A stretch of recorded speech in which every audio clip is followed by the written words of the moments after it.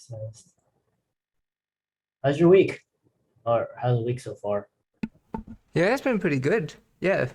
Um, busy, but well, for me, first 3 days is busy, and then the rest is less busy. Okay, that sounds good.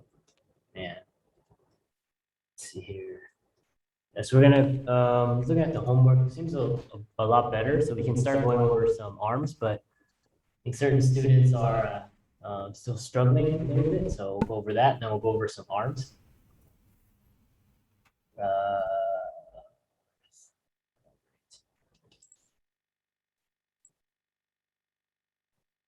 Windows. How's the weather there right now? It's getting like, I guess, cooler here. We're getting warmer here. Getting warmer there. Yeah, the summer was kind of nice. It wasn't that hot. Or here it wasn't that hot. It rained a lot. Come on, man.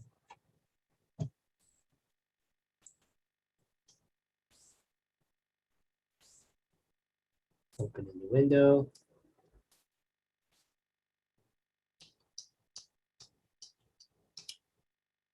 All right, like 2 minutes. You 10.5 by 11. Right. Add a tone, so we're gonna have the.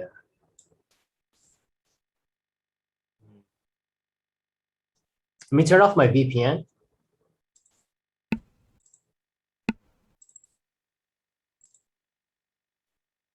Right, so it seems like we're still there. All right, now let's try it again.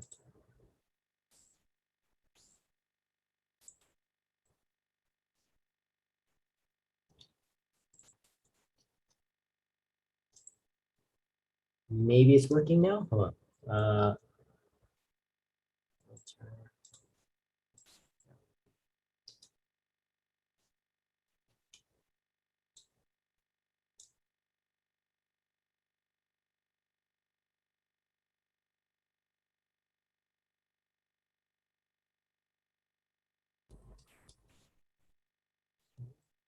Can you hear me?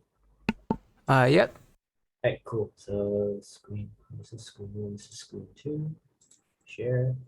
Sorry, just collaborates. Just being finicky. I'm trying to open that too.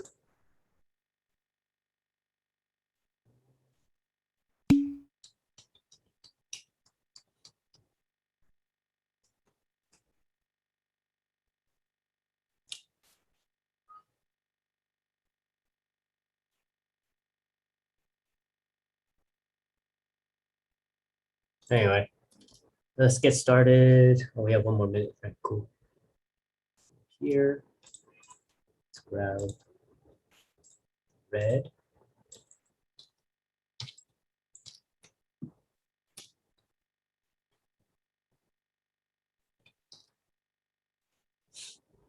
You guys excited to draw some arms? I definitely am. Yeah, I'm gonna go over simplified arm anatomy and then some tricks, or not really tricks, just tips. But before I do, there's just a few students I want to, for homework this week, from now on, um, like I want you to focus on everything we've been talking about, but if um like if you're still falling behind on like your arms, your torsos are not looking right, just keep focusing on that and just take notes for arms and Hang on, hang on. Um, they can't hear Brian. They can't hear you. So hang on. Let me have a look. right.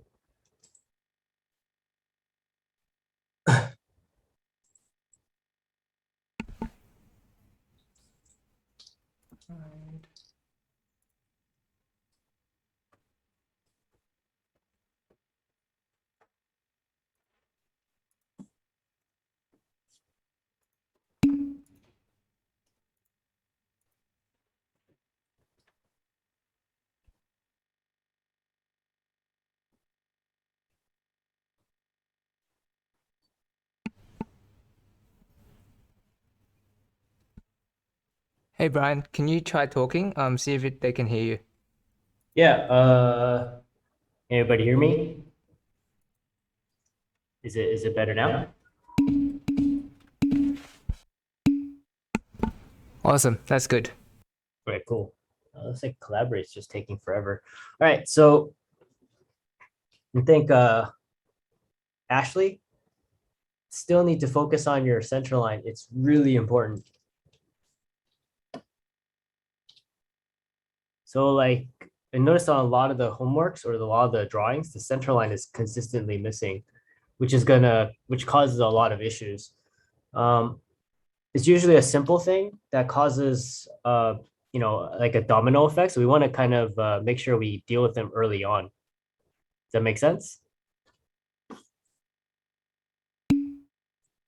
So like here, get a side view. Looks like there's a slight tilt.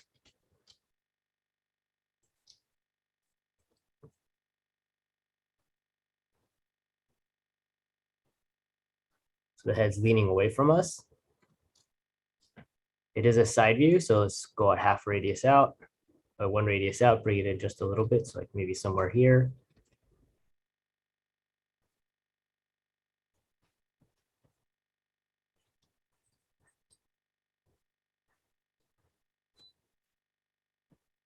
Radius down for the front of the face. Connect the two.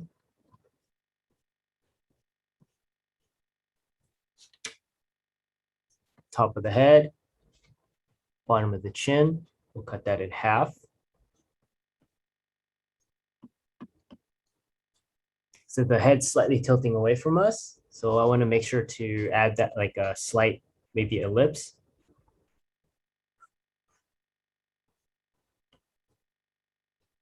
Dealing with a side view. So back of the head, front of the face, we'll cut that in half.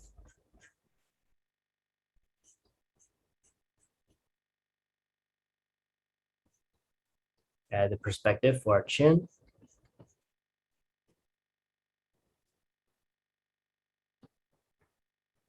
There's the ear.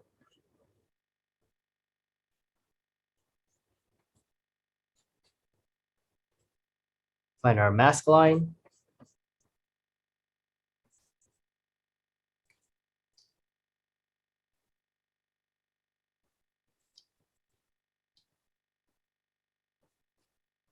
Blend our skull.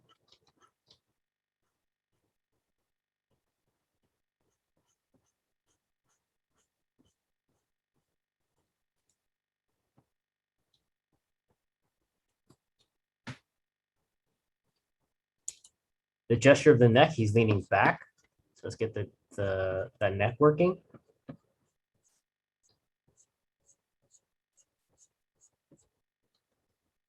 It's too much. Drop one circle down for the pit of the neck. The neck is somewhere here.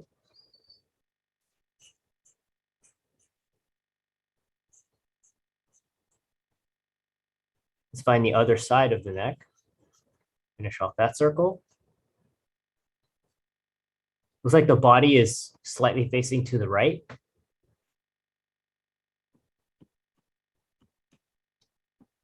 At the bottom of the chin.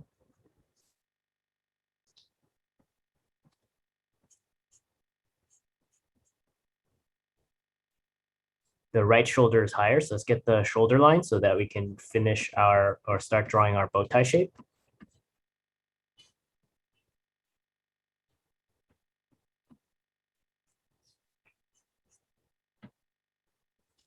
You draw the back of the shower cap so we can have the head leaning away.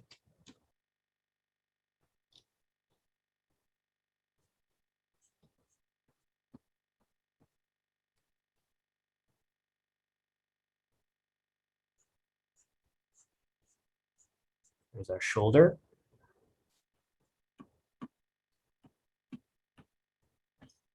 Just lean back.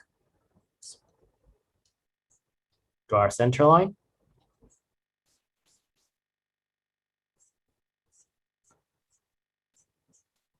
Measure our 3 units down.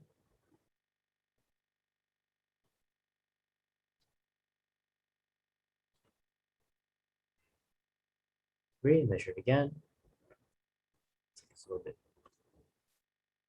long. All right. Left hip is higher, or the left side is higher.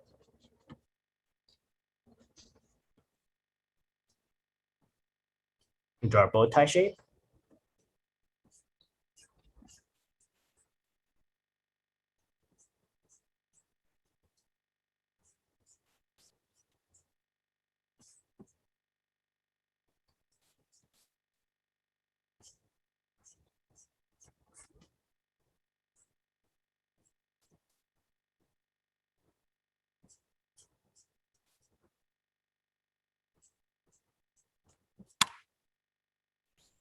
Actually, let me lighten the background.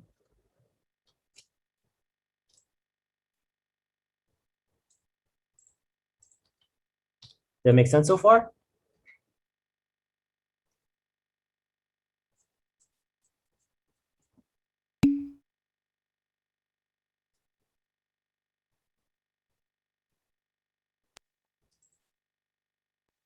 Yes, no. Yeah, she said yes. All right, cool. Sorry, my flow's not. It hasn't opened. Yeah, Still okay. on the it's still on the loading screen. I don't know what's it's just give me the hourglass. Anyway, so now that I have my bow tie shape, I can go ahead and start drawing the fish shape on the inside. If something's wrong, I need to adjust it.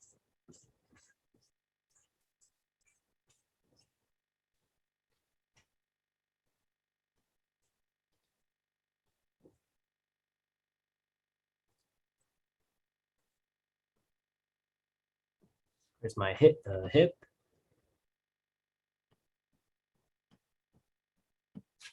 half, so it should be a little bit higher.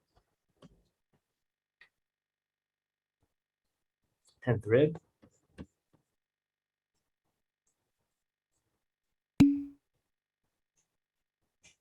There's the pit of the neck.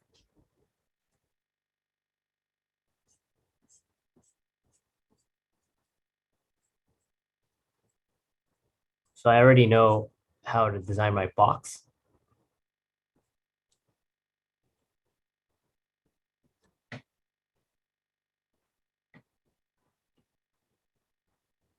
There's my 10th rib.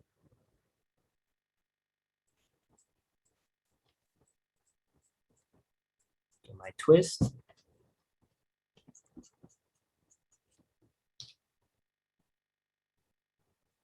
It's my box.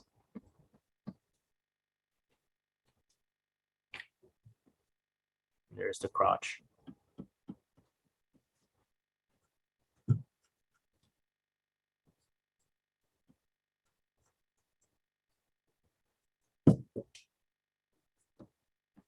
I can go ahead and add my pinch.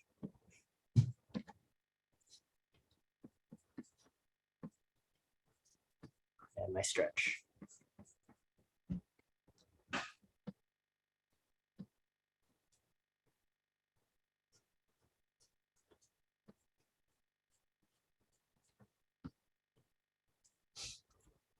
Does that make sense? Like we need to work all this stuff out first. Yep. Because like I said, understanding the shoulders is crucial. If we like understand getting this down makes the shoulders easier to draw. And then understanding the shoulders will make it easier to draw the arms. So there's just kind of this domino effect. So we want to make sure we spend time and just get this part down because most of the troubles or questions we have will be answered just by this. Like how to connect the chest, the stomach, basically everything's going to connect to this. So it's worth the time. Just make sure you spend time on center lines.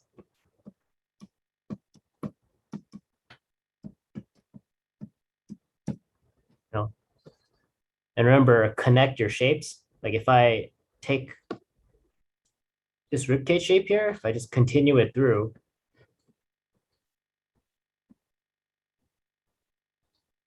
and then I draw the neck, See how they're not blended, they're not connecting.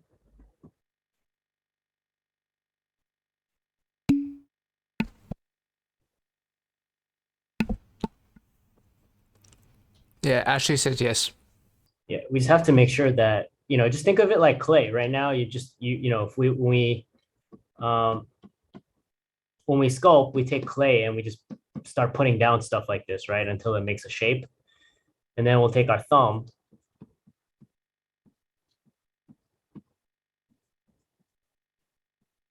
and then we start blending them.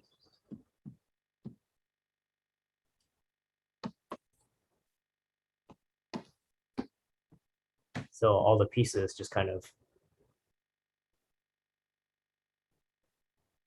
blend, rub. So we need to do that when we draw. We can't like here in the arms and everything. This is what a lot of times will kill our gesture. Like when we're designing a shape, if a shape just abruptly stops.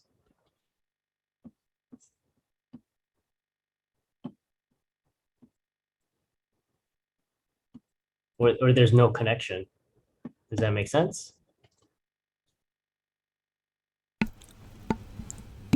Yep, she said yes. Yeah, so spend more time on this. Just get really comfortable with this. Like I said, it's really important that we get this. Because it doesn't matter, like I said, it doesn't matter what the style is. It doesn't matter like how you're drawing. Like if we can just get this part, then learning rendering, adding all that other stuff is pretty easy. All the drawing problems you will ever face, they're never difficult. There's always something really simple.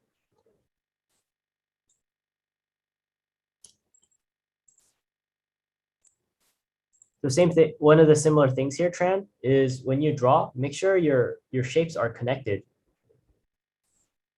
Like the clay example I gave, because like if we look at our neck here, like these forms are not making sense. So I'll look at this and then I'll see this side of the rib cage is higher and this side is somehow connecting lower. Does that make sense? So like if it's not working at this point, we just spend the time and make sure we connect everything first.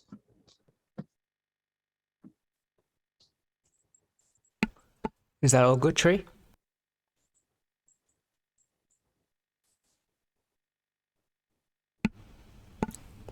He's not saying anything in the chat, but he's on. He might just be AFK. I'm not sure. All right, well, I'll still do a draw over. I don't know which one this is. Oh, okay, it's on this side.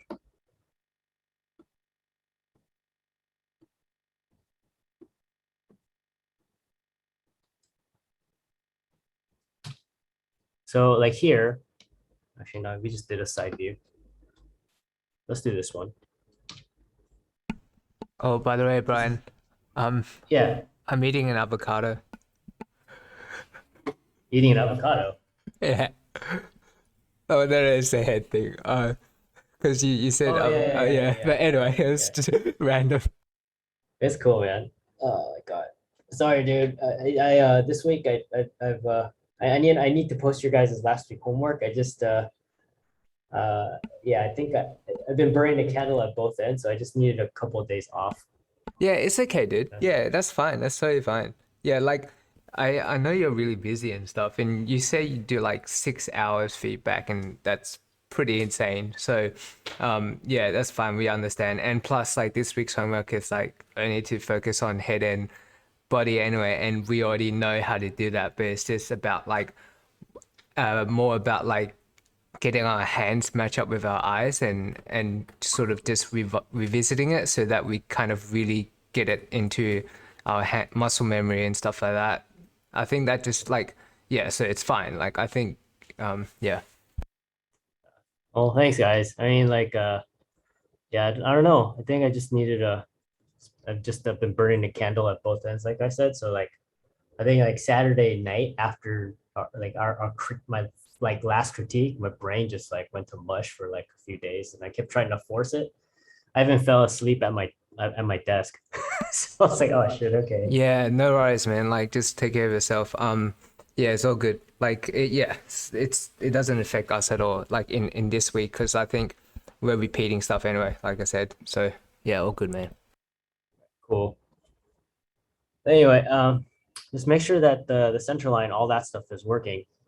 It seems like I said, I really mean it when I say like all the screw ups, or every time I screw up a drawing or a painting, it's never something super complex. Like when I go back, because I just create a checklist. If I'm really stuck, I go, well, did I focus on the lay-in? Okay, well, let's go back and look at the lane, or let's see how it's all laid in. It's like, well, the lane looks okay, but let's double check the steps we have in our, the tools we have in our lane. Okay, well, did I mark off the center line correctly? Are my axes correct? Okay, that looks fine. Proportion, that looks fine. And then I find like a small area where it's like, oh, well, I didn't resolve this in the lane. Like I didn't resolve the shoulders very well, or the armor shapes very well. That's why I'm really struggling here. So well, then all right, we need to go back and fix that. So it's never going to be something like, oh man, I rendered something wrong. Usually it's, the rendering looks weird because the step previous, there's something wrong with that. And then if there's something wrong with that, then, it just kind of compounds. It's always something really simple. Like, why is my face crooked? Well, it's because the axis, when we worked out the axis in the beginning, instead of doing this, where everything's parallax, maybe it just slightly was like this. We just didn't notice when we were doing the lay-in. We just weren't paying attention or something. And that stuff compounds.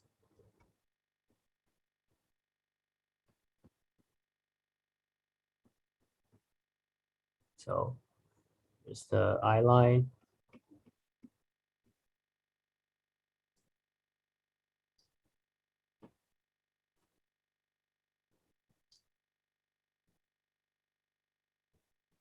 There's the ear. Like this in the thirds. There's the mask line.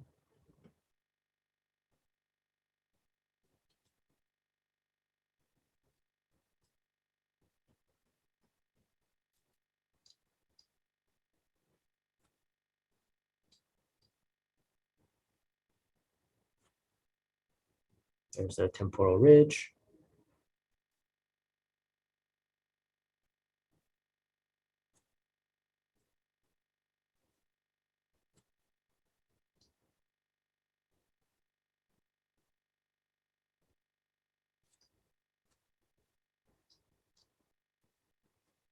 Cheekbone.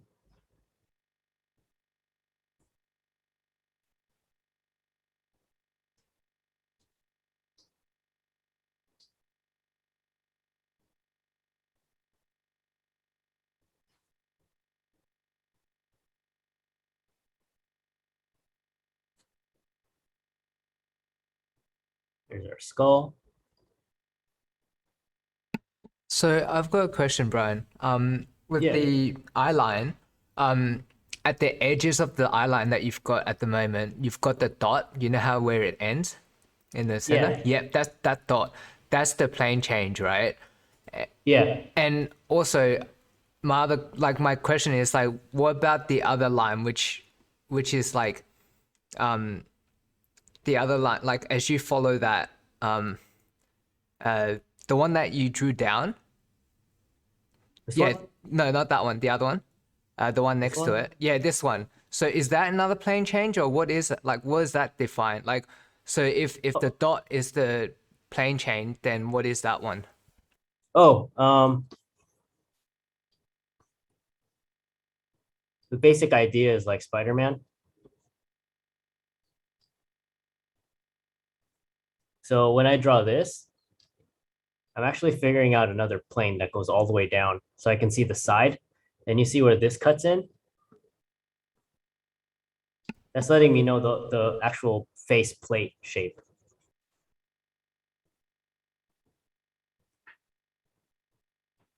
And the what's it called? The temporal ridge is just cutting in like this. So it's letting me know that, hey, there is actually another plane here. Right. Yeah, that makes sense. Thanks. It's made it easier. Plus, it also makes it easier to track the other side. Where this intersects, it's on the other side as well. Oops, the axis is wrong. So I start to curve the face in. Right. So that's where the face curves in as well. Yeah. It just kind of gives me this little, and this is a shorthand I figured out from just drawing cartoony. Yeah, great. That makes sense. Thanks. Because what? Okay, I'll tell you why I do all of this. I'll give you the explanation. So the one of the when I first started learning the Eric measurement, I originally learned it from, or one of the influences was Kevin. And when I was learning with Kevin, or when I started messing with his mannequin, one of the places where I found I had a lot of trouble was like a 3/4 view, or just being consistent with where to curve the face. And like basically I just started combining the stuff I knew from Riley and the stuff I knew from just drawing the planes of the head, because I was always drawing the skull a lot. Yeah.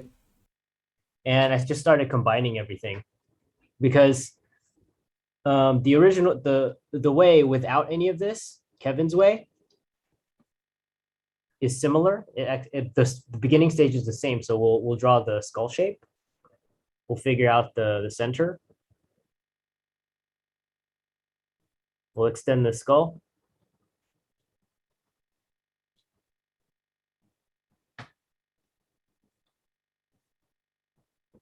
Drop the jawline.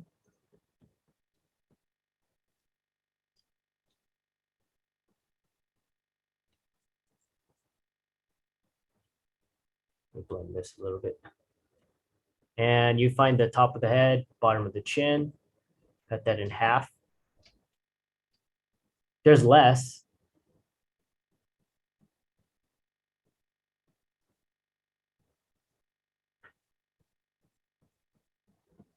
One of the things that I noticed on even some of his drawings, so sometimes it's just I noticed it, is I was always aware of this,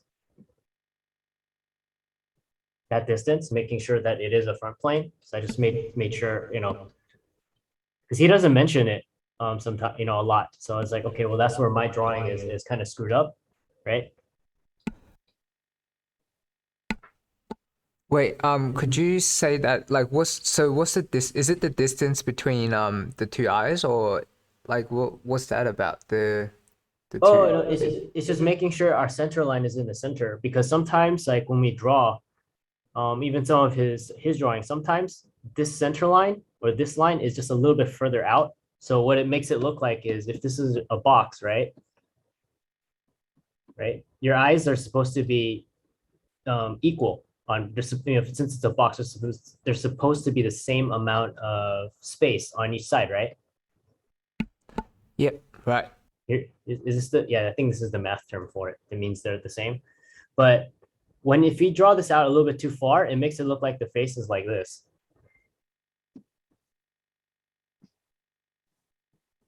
Does that make sense? Yeah. So Yeah, it the makes center sense. line, so that's something I needed to be more aware of. And then second is the mask shape. When you plot, when the way he plots it, it didn't always work for me. Even this, I changed this because he's saying the whole face is flat, which it makes sense because you're just going to build on a flat surface. But the problem is with this, when I draw most views, like this, because I was doing a lot of long poses, I always find out that because I started with the Eric face flat like this, I always end up having to curve it when I'm rendering. I always have to do that. So one of the things I started doing was I started looking at the head in different views, just a little bit more, just starting drawing it. And I realized when I draw Eric in a side view, it looks a lot more natural. Sorry, it's that circle.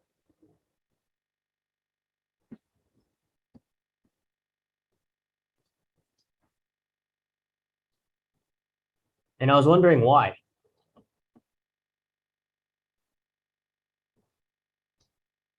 Because I usually when I draw a 3/4 view and then it just as an Eric as a flat face, it works fine. But when I start refining it, I always have to do this little extra step. And I realize it's because when I draw a side view,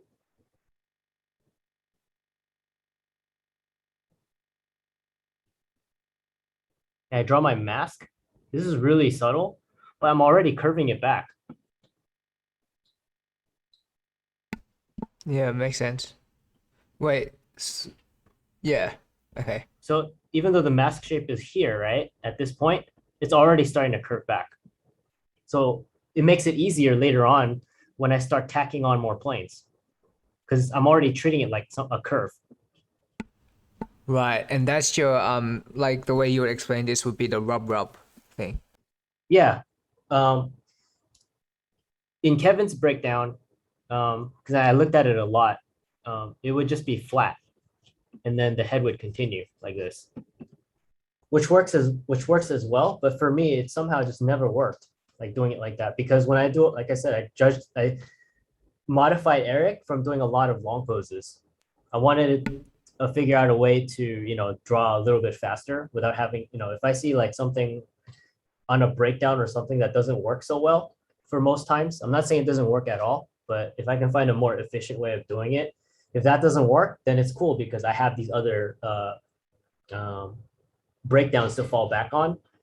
But I use the ones that generally work the best, or like I can use most of the time. And, Yeah, that and, makes sense. and so what I started doing was I'll mark off the mask shape because that part's still fine. It's just now what I do is I just start pulling the line back earlier to treat it just like a side view.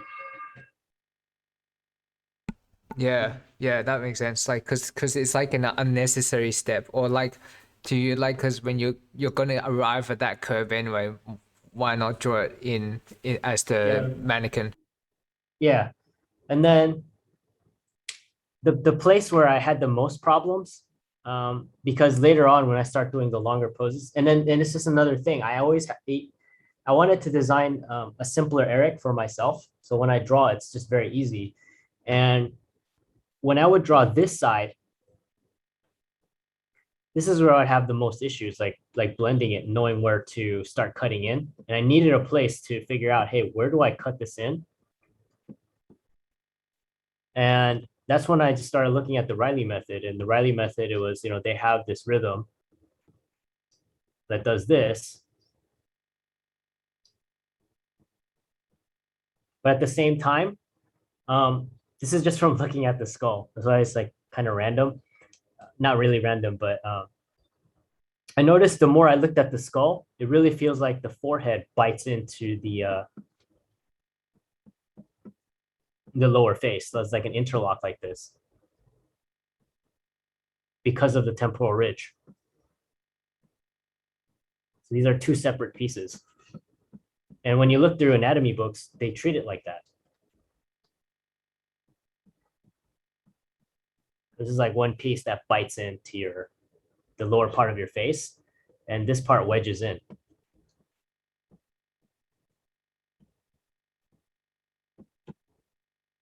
Kevin does break it down like this, or he will break it down like this when he does a more thorough, like a longer breakdown. But I wanted it to be built in already, so I don't have to, worry about it. You know what I mean? Like it's already there. Yeah, it makes sense. It also shows, like, I think it's great that the way you just explained that, because like now it's like, oh, we know how like you came about Eric, because like with other anatomy books, we see some bits and pieces of like stuff that you've been doing, but not like, specifically Eric. And yeah, that's great explanation in like, I guess we, like for me anyway, it clears up like why you're doing what you're doing now. Yeah. Well, like I said, I spent a lot of time just thinking because when I teach, I'm just basically showing you guys, basically doing what I normally do.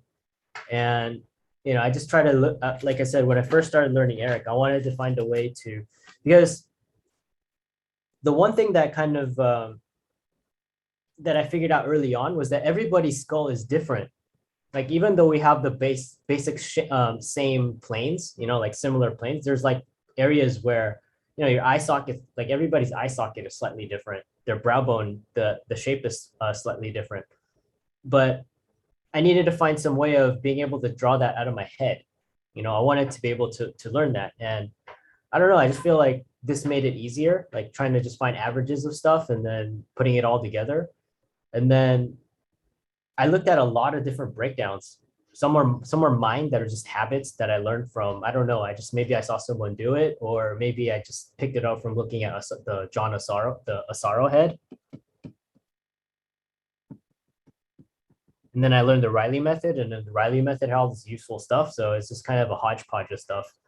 So this is why I started doing this. And the reason why I draw this instead of the mask shape, Kevin goes straight for that mask shape, Yeah, I remember that. That's yeah.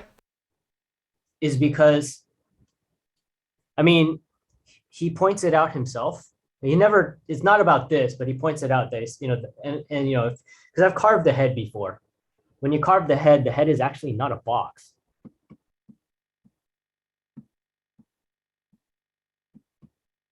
Right? We have to shave this corner away.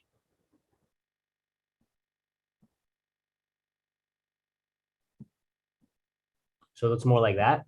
So there's like this little triangle, like a little angle here. Same thing with the bottom.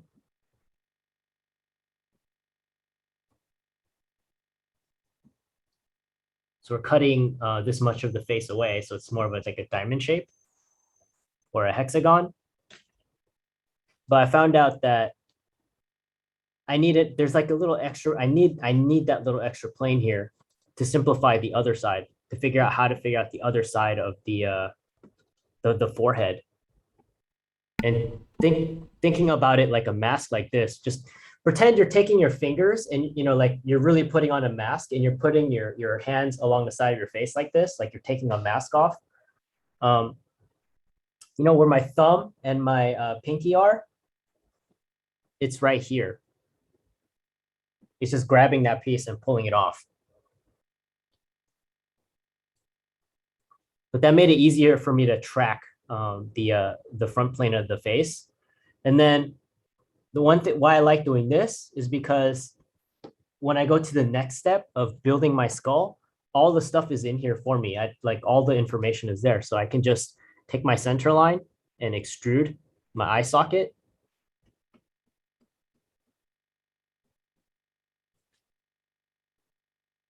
The temporal ridge here is where the eye socket cuts down.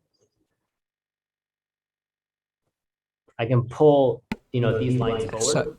Sorry, so that dot, like where it ends, is that where does it stop on a dot? Yeah, it stops on the dot. The temporal Right. ridge actually cuts in. It's not the temporal ridge is not indicating the exact side plane. It slightly cuts in because I'm going to you see this point here, how it here, if this is the side plane, you'll notice the Yeah. temporal ridge cuts in a little bit. So it's not exactly on that side plane. It's because I'm leaving room for it to become a side plane. Yeah, makes sense. And it's going to be a brow bone here. That's why. And then just extruding all this stuff, at least for me, it was really easy because I didn't have to do anything. It's mostly just built in already.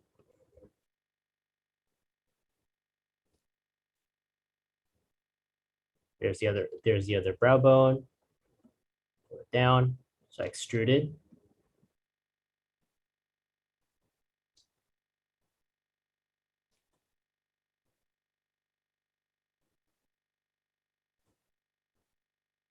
There's my temporal ridge.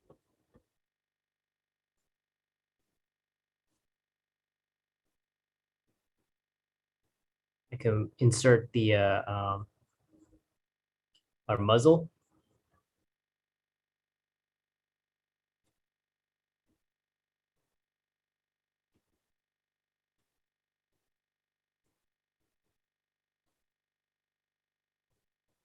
This is underneath.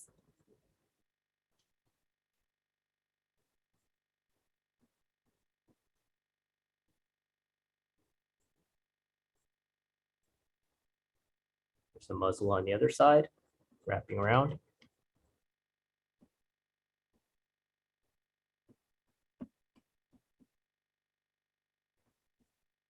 This is underneath our skull, or this whole part right here. Right, underneath the cheekbones, you? Yeah, and then I can start building my eye socket, which is on top of this. And attach my nose.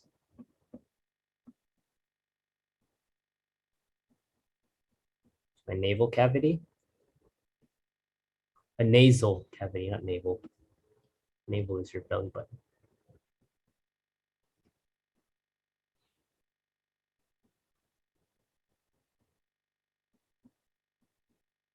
So would you say knowing the skeleton, like the skull would help in face drawing? Or is it just enough to know the planes and stuff? Uh, it would help. It helps to know the skull, because even any stylized head, there are still basics of the skull that they use. And if they don't use the basics of the skull, at least like what information they're actually just not using. Yeah, right. Makes sense. Especially like if you're starting to focus on things like mouth shapes, how do I, and you're working with a style that, if you're working on an anime style, it depends, right? There are anime styles, I feel like they do think about um, the mouth. I mean, the ball of the mouth, not the mouth, not just the mouth by itself, but they do kind of consider the ball of the mouth. So the mouth feels like it's wrapping around some teeth. And then there are anime styles that just draw flat mouths, so they don't have a ball of the mouth, which is okay. That's just that style. And then there's anime styles, or cartoon styles or comic styles that don't treat the nose like it's on a flat plane. They treat it more like more realistically. Not all of them, but there are some that do that. Or I've seen it. So at least if that's what they're doing. Yeah, I don't think I've seen that anime. I don't think I remember any 3D nose looking anime. Oh, anime depends. Some of it, like like cell shaded anime, Yeah. they actually sometimes because they need some kind of logic for the nose to when they're lighting it. So some of them actually do. They have a plane of the nose. It's just the nose is really sharp to a point. So when you light it, you don't really see it that much. You might just see like a shadow underneath like this. Oh, yeah, yeah, I've seen those. Yeah. So even that makes sense. Like, oh, okay, cool. So they're going back to the skull. This is why like I like doing this, because when I draw Eric, I'm going through all the steps I would normally go through to draw a skull. I'm just not drawing a skull.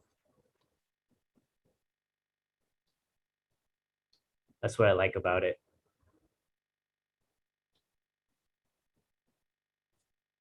Because I want I don't want to learn another breakdown for a skull. You know what I mean?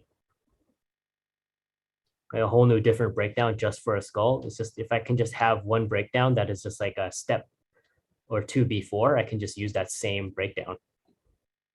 Yeah, it makes sense. So you just need one to be efficient, right? Like to make sure you know all the planes and Yeah, it makes sense to me. I was like, well, it's like when you learn digital and when you learn traditional, I never wanted to be like, oh, when I draw traditionally, I think this way. When I draw digitally, I think this way. It's too much of it's too much of a hassle, I feel like.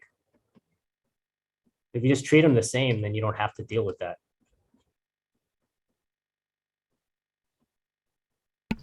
yeah, it makes sense. So here's the side.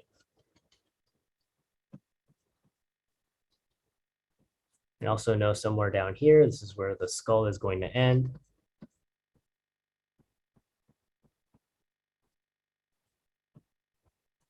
and I have the jaw. The jaw is going to be, I won't be able to see the jaw on the right side because it's smaller. When I draw an Eric head, I know I'm drawing Eric with the jaw already included. I mean, there's a muscle here called the masseter muscle. I'm drawing it already attached. So just make the Right, that's okay. So yeah, it makes sense. Yeah, because I was wondering about that. yeah, and the hinge joint here, and so yeah, there's the skull here. This is where the sternocleidomastoideus muscle is going to attach from. And I need to draw this is from the Riley. Here's the frontal lobe, and it's easy to draw the frontal lobe and give it dimension because I've already, with the lines I've already put down, I've plotted out the planes of the head. There's the glabella.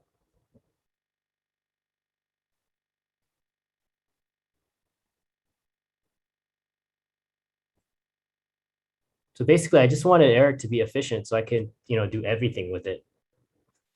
If I need to study anatomy, I'll study anatomy, and I'll just take it like, more. I'll just give it more steps or just add more. But it's never like a whole new different thing that I need to learn. Yeah, it makes sense. And also, oh, you might want to like, because I don't want you having too much students to have to do feedback. Yeah. That's all right. We're gonna do five. I think three more. Because it's the same, similar stuff. And Yeah, then yeah. we'll move on to arms. Yeah, and I'll stop asking so much questions because yeah, otherwise you'll have too much like outside of this to do. Oh, that's all right. It's good that you guys ask questions because there's lots of questions that help me get better because certain things come to you easy and certain thing comes to you hard. So I only know a lot about the stuff that I understood. Like not I don't know the things that came to me easy. You know what I mean? Yeah. So if you ask a question and then I never really thought about it because it's just something that made sense to me. And I have to think about it and break it down, which then, I learn more that way. So I don't mind. Sweet. Awesome. But yeah, so like, see you see how it just starts off with the Eric and then now you just drew a skull. And then it's like, okay, well, I already drew a skull. I know how to draw a skull now. So, well, let's study a little bit of anatomy. Well, all right, you just keep adding to it. That's what I liked about doing this. So there's the temporal ridge. I mean, the temporal, not the ridge, temporalis, sorry. And then, the muscle that we draw, that's already, when we draw Eric, that's already attached is the masseter muscle. If you guys take your hand and you put your hand here on the side of your head and you bite down, you'll feel it flex. It's because they're connected.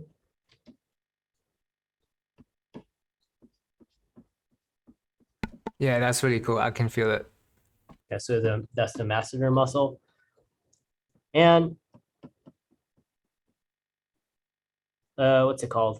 If you draw like buff characters or muscular characters, that's usually why they are people who work out or lift a lot, they have a square jaw. I mean, that's just one of the reasons why I think they do is because when they lift, a lot of people grit their teeth.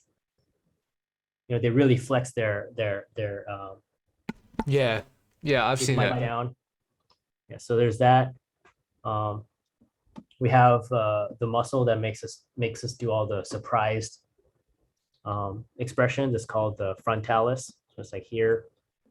And then once again, I drew all the planes of the head. So, or these simple planes. So when I draw that muscle, it's very easy to just wrap it around. And do you find knowing the skeleton to this degree? Because like a lot of us are like, to be honest, like when I look at it, I'm freaking out if I have to remember all that. Yeah. So basically, I think like I guess what I'm trying to ask is like, do you think like, knowing like the exact muscles and all the other, did you feel like it helped you in doing like paintings and stuff like that, in showing planes, or is it like this is more of like a hobbyist or like enthusiast, like it's because you fucking love it and yeah. It definitely helps when you're drawing because the more I can say the more familiar I got with the skull, the easier head drawing got Right. Yeah, that makes sense. because just looking at it and it's like, oh well, there's and it's not like you're gonna get it all in one shot. Yeah, no, because I look at this as I can't. It's so yeah, it's hard to remember all of these stuff. Um, yeah, but I think yeah, I'll give it a shot more because I remember because I've watched a bit of Glenn Vilpoo's videos, right? And like he always mentions like he always he just says in his croaky voice, now make sure you make sure you familiarize yourself with the skull. Like he keeps saying it Yeah. in like a soft squeaky voice, but like I'm not sure if like like because it's a lot to learn and then yeah, but it's good because you clear things up because I'm like okay now I know yeah, like now I know that I'll need to learn the skull properly and not like budget. Yeah, I mean, you don't need to know every little like honestly, there's not that much on the skull, really. It seems like a lot, but if you break it down, it's not a lot. Like if you start with, at least for me, when I started with Eric and I got really comfortable with drawing Eric, and the more I started looking at the skull and started adapting Eric towards the skull, I realized like already like a lot of the landmarks you're already drawing, it's already the skull. Does that make sense? Yeah, right, right. You already drew most of it. So it's like, all right, okay. So it wasn't that bad. It was never, if I didn't have Eric, then yes, I feel like Yeah, yeah, it would be hard. it would be much harder. But yeah, like Yeah, for it's sure. not as yeah, it's not as difficult as you think.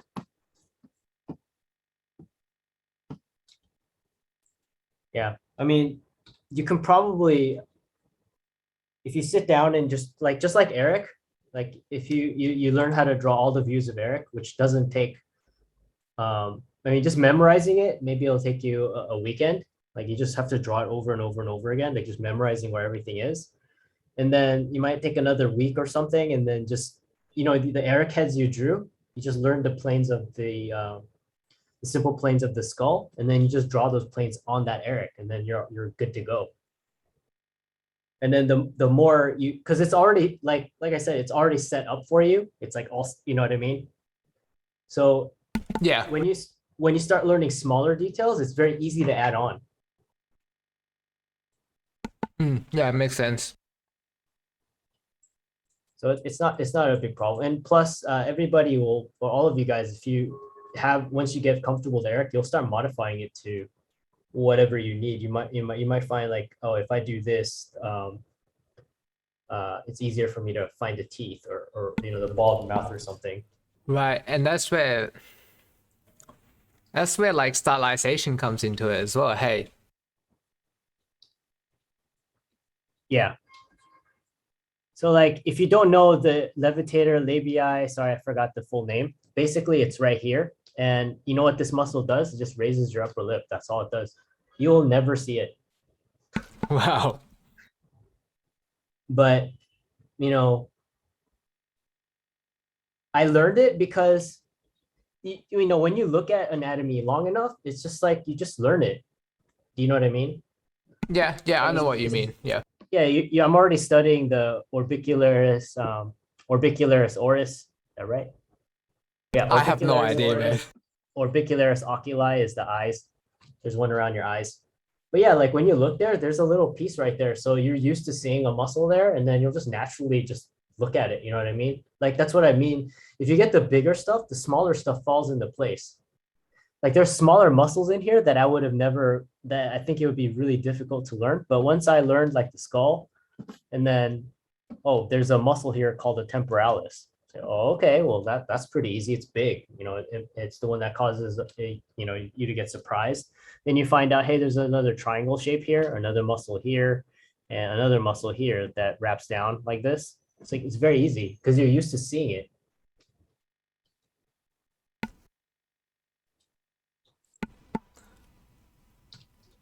And like I said, this muscle, you don't know it, it's fine. You'll never, you like when someone makes a face where the lip gets raised, like they're disgusted or something, you're gonna draw it. You're gonna draw someone disgusted. And after a while, even if you don't know that muscle, like if you really think about it, you'll probably think like, there must be a reason why our lip can be moved up. It's because there must be some kind of muscle there. But unless you draw a skull, unless you're drawing like a zombie with the flesh being torn off and you can see this, you're probably not going to need to draw that. And even then you probably add just like skin hanging off and just I don't know, the eyeballs hanging out or whatever it is. You still don't need to actually draw it. Yeah. Anyway, let's move this. I'll move this over here.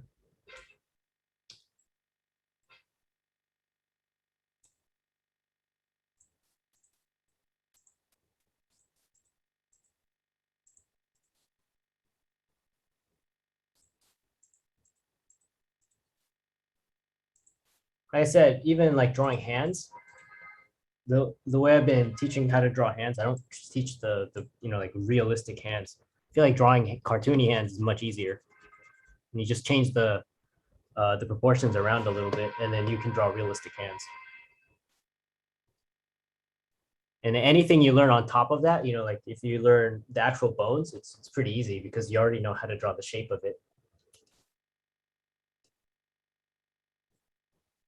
And the bones in the hand, you don't really see them that much anyway. Actually, the hand is mostly bone. Yeah, that's mostly bones. So that's why, yeah.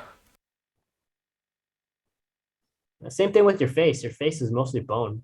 All the muscle is pretty thin. Oh, yeah, you're right. Yeah, so it's not like the place where we actually need to know a lot more is probably like the torso or something. But most because we don't really see a lot of skeleton in the we see clues in the scale in the torso, but in terms of like our face, our fingers, our feet, this is mostly just bone.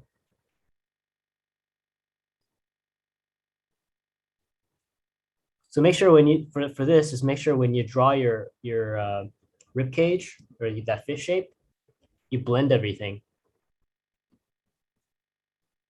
This is leaning out this way.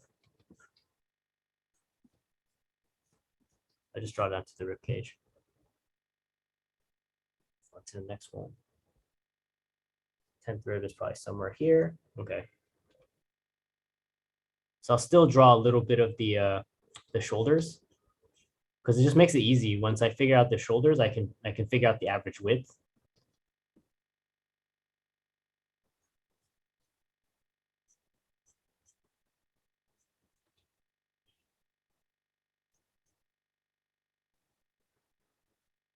Looks like my 10th rib is in this direction. So, all right. And then on my neck, I know the average width of my neck too.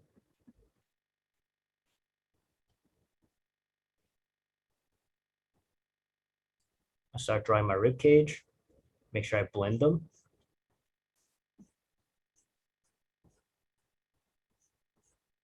It's on this side. It's on the other side as well.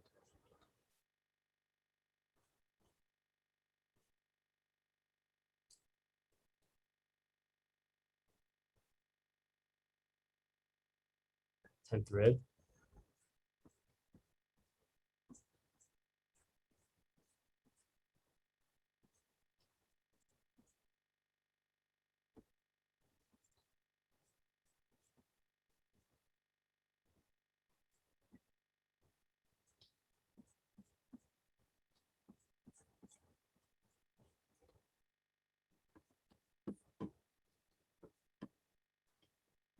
And there's my box.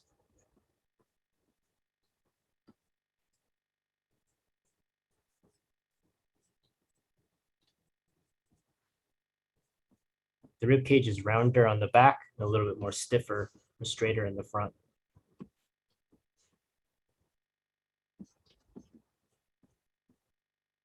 Just study the planes of the rib cage. If you want, you can even think about the back as well. Just connect these lines. Does that make sense? Yeah. Make sure you blend.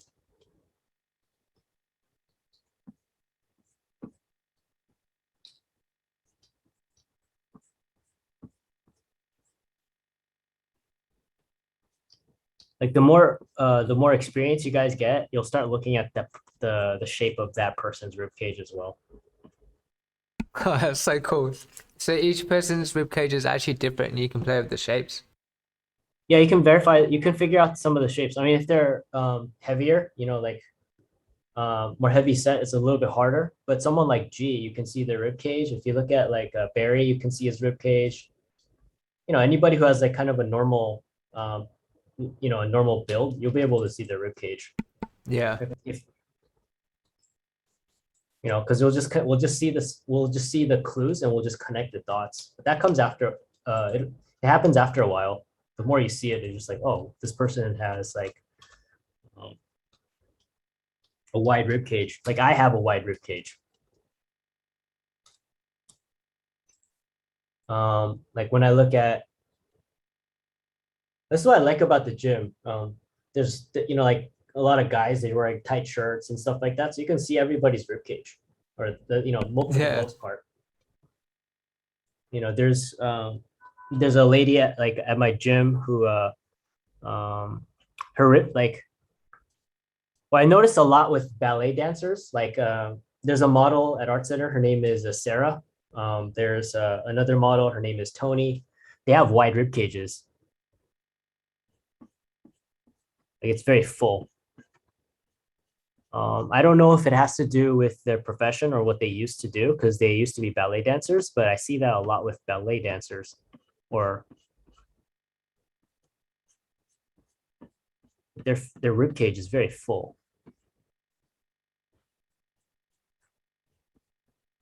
That's so cool. And then there's a model named Mike Sidney.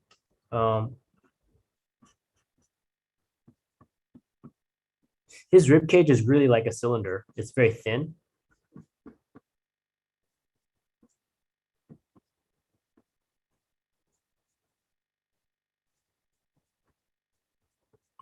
He's very slim. Like when I look at his body, he's almost like straight up and down.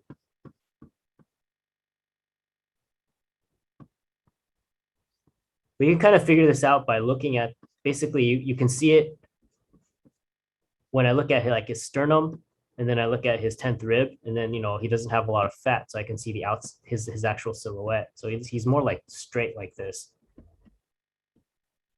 haven't seen him in a while, but yeah. So you'll be able to start seeing differences in people's rib cages. Even the opening is different from person to person. Even if you look at bodybuilders.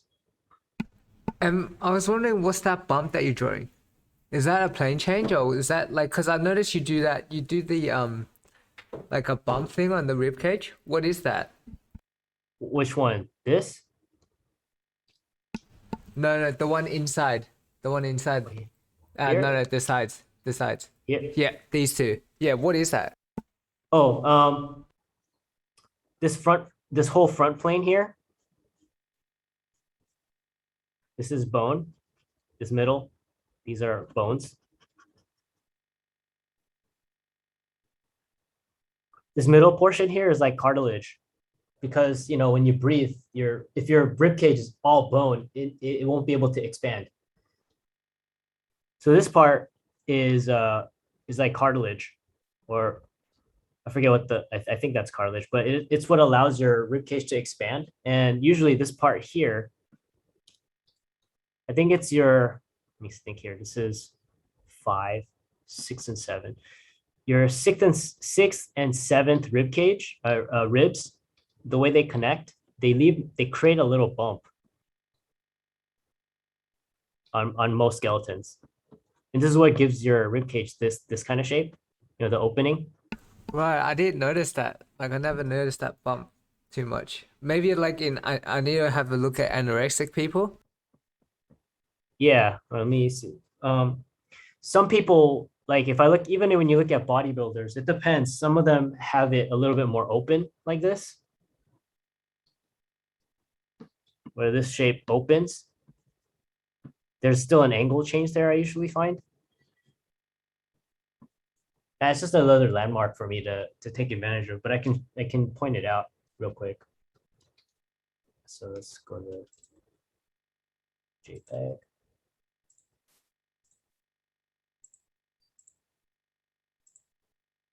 If you guys want to see this shape, look for people doing it's called a stomach vacuum.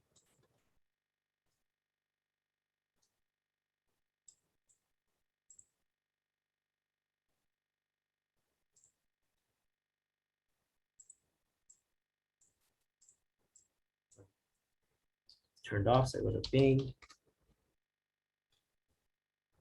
It's called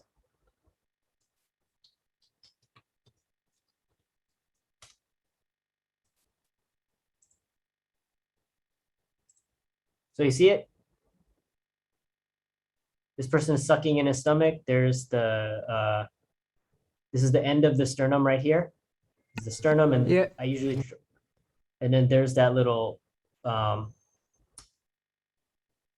sixth and seventh, and then there's that cut that goes down. Him, it goes like this and it goes out. yeah, it makes sense. See if there's somebody see it on this guy too. See, there's that bump, and then the 10th rib will be down here. Yeah, right. Yeah, yeah, no, I get it. That's so cool. I didn't Yeah. um yeah, I didn't notice that before. Yeah, it's a damn, these guys can really yeah, this is like old school V tapering. That's crazy. Yeah, but you see, this is the end of the sternum right here.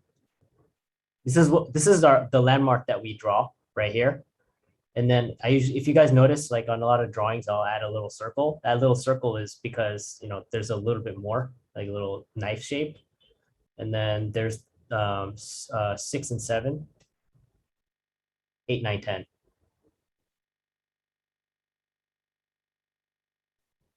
Yeah. Yeah, no, no, I see it. Thanks. Yeah, no problem. So it's interesting. There's Arnold. Trying to see if there's a anyway. That stuff is interesting. I don't know how you do that. I know Whoa, what the hell? That's so crazy. a lot of yoga, really lean yoga people can do this because they can control their ab muscles. They suck in and they can move um, their what's it called? Their abdominal muscles around. It's pretty cool. Yeah, that's sick. So is it for this one looking good? Just be careful of when you draw the head twisting like this. Your head doesn't lean forward like that.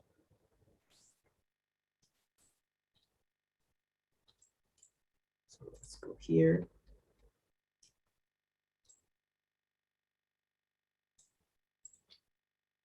One thing I'm seeing in a lot of your homeworks, and just be careful, is this distance is getting really long.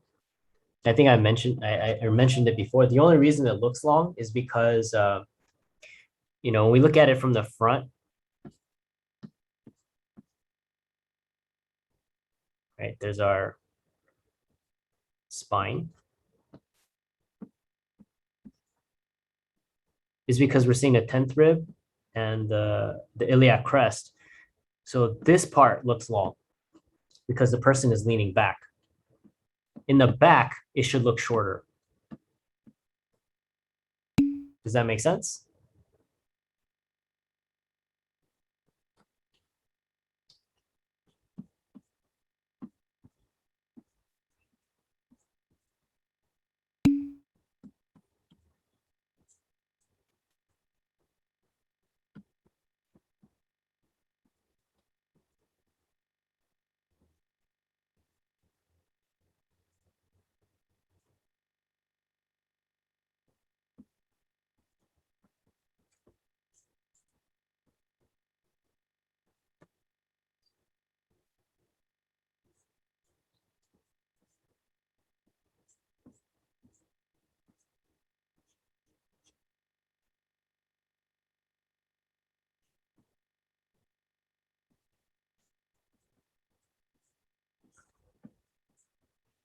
See how short this distance starts to get? And it's longer in the front. It's because we're crunching back.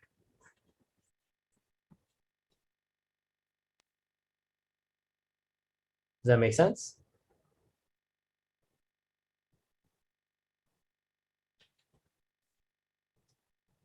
Turn on light.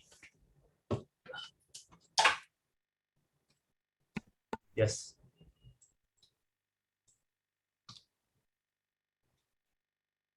Yes, no.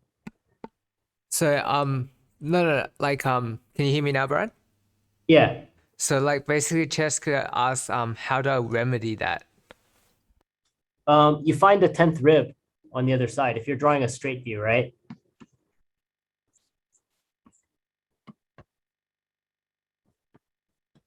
This is the half. This is the other half. So we know the 10th rib is here, or the end of the 10th rib. In a front view, think about it. In a front view, is the 10th rib, is it, your 11th rib, the one that's going to help us create the box, is that higher or lower in a front view? If you're drawing a box there, right? F and then B.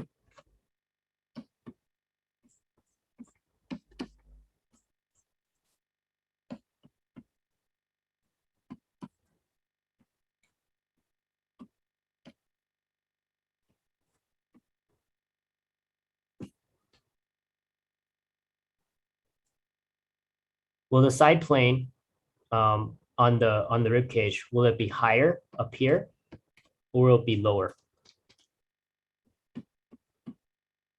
If this is the perspective we're trying to communicate.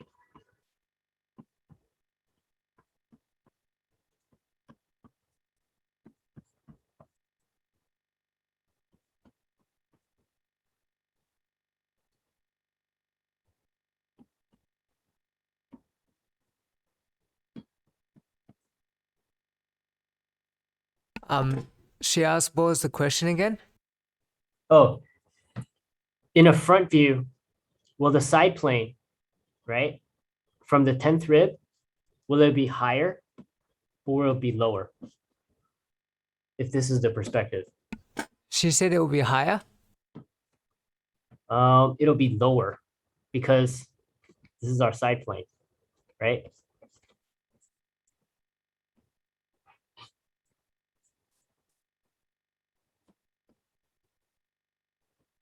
And then the pelvis will be higher.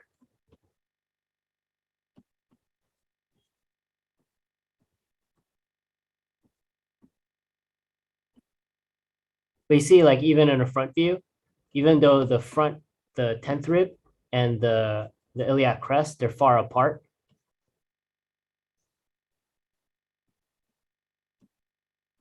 Because once we start adding the side planes, the distance gets much shorter.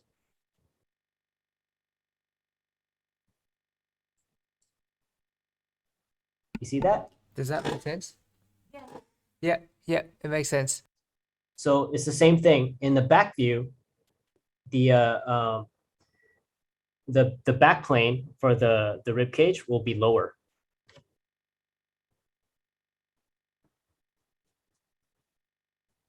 And just like here, the back plane will be higher.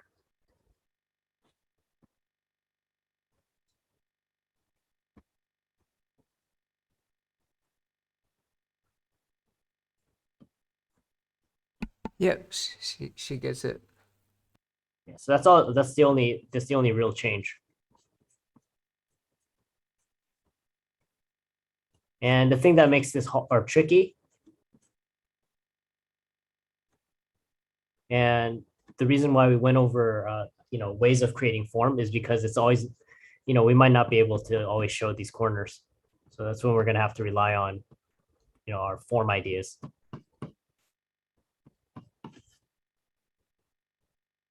Anyway, back to this. So I'm gonna say this is not a complete side view. Maybe it's a slightly 3/4, just from the way the rib cage is facing.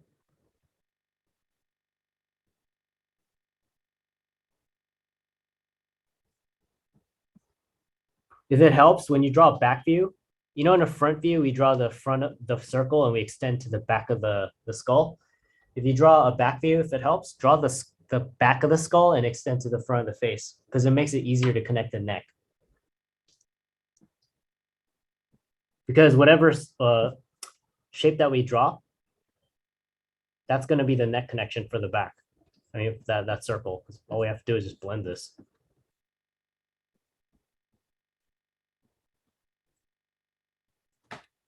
Does that make sense?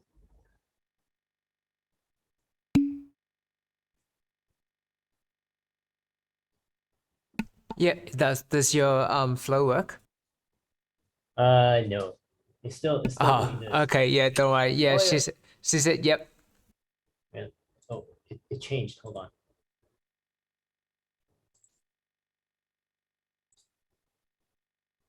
I think it's letting me join now. Or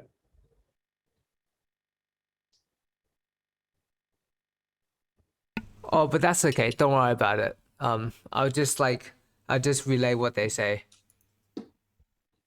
so start with this. I'll show you a quick trick for attaching this, this area. But that's the main thing I'm seeing. It's pretty good. Just make sure that you connect your, some of these connections are a bit weird. So finish, like we need to finish off figure out the back of the head. Or they're not as strong as it can be. So we need to figure out this plane, then we need to figure out the front plane on the other side. So let's say there's a twist. So we need to match these planes.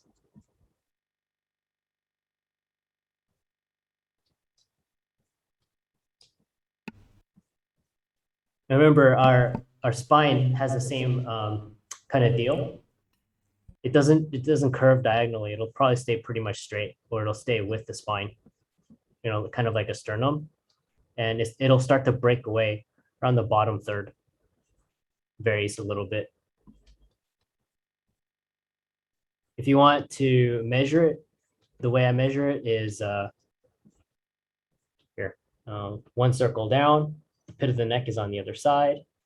So here's my first rib, let's say. 2 units down, I mean 1 unit down, that'll give me the 10th rib. Here's my 10th.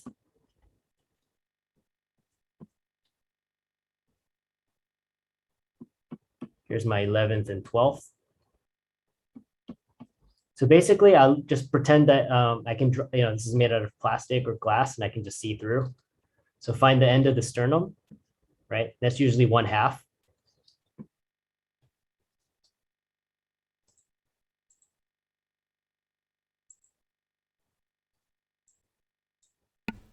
Hey, you're back on.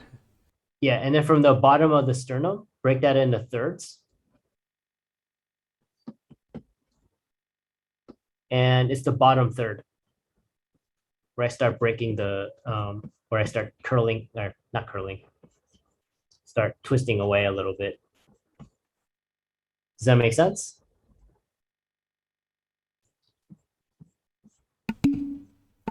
Yep, she says yes. Cool, I can see the chat now.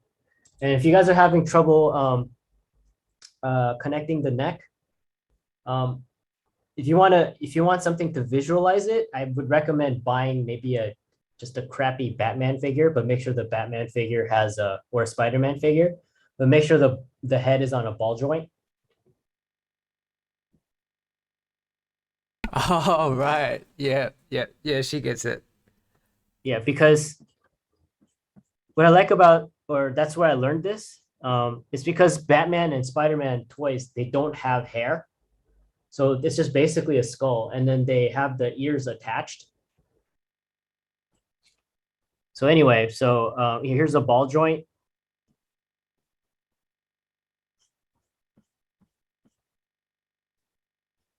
There's the center of the head. And usually the way they connect it is, you know, well, there's a hole for where the figures get the neck's gonna go in, and usually that's a ball joint, so they can twist their head and, you know, do whatever. And usually the bottom is also at a ball joint, so they can turn their head and they can, rotate their. Anyway, well, what they'll like Batman toys or Spider-Man toys, they'll have like a back of the head like this. That's the cut mark. You'll be able to clearly see how the face fits in. So there's the center line of the face on the other side. You might see the ear, the plane of the ear. And then as it comes down,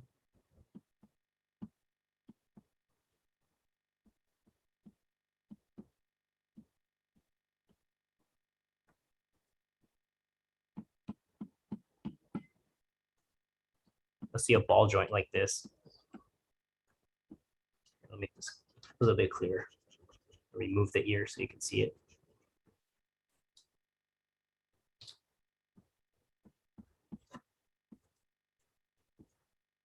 There's the ear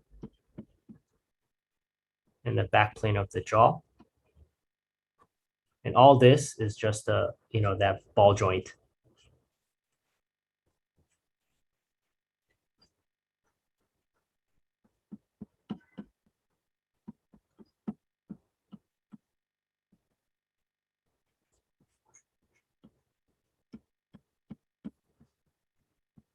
Very if you need to like see it.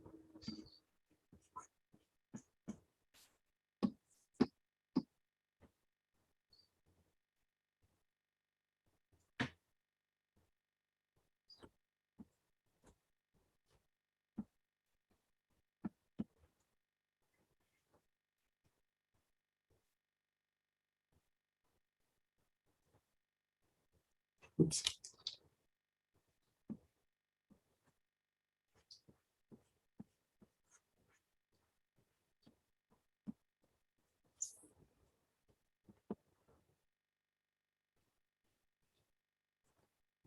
So it'll be two pieces.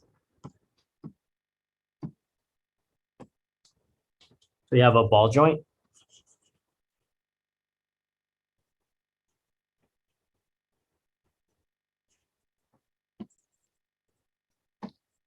And you'll have like the headpiece that just fits in like this.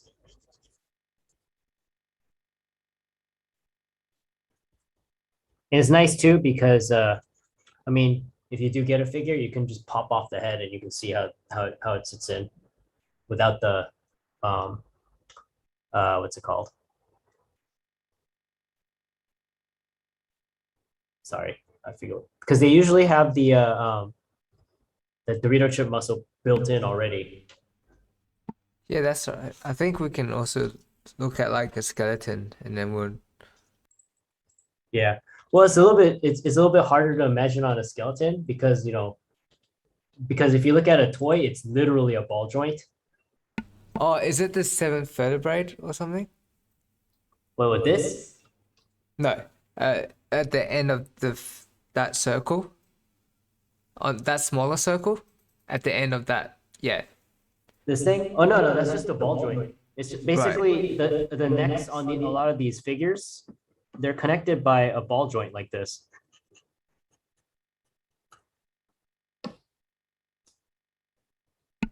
Right, yeah. Yeah, I can't remember now. Yeah, this part goes into the neck, and this part goes into whatever their torso shape is going to be. And the reason why they have it like that is because if this is inside the neck like this, like whatever the body shape is going to be, now the head can rotate, move left and right, and it can also turn and lean forward and lean back. And if they put the head on top of this, the whatever the head shape is going to be, the head can rotate left and right, and it can rock and swivel and all that. That's why this is like the most ideal, the most common joint that they use for necks if they want maximum range of movement.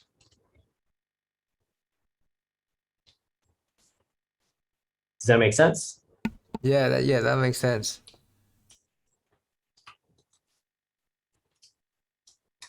right? So let's start drawing some arms. Do you guys need a 5 minute break before we get into arms? Yeah, we can have a 5 minute break. All right, cool. Take a 5 minute, be back in five, and we'll draw some, we'll get into arms. Let's get the red.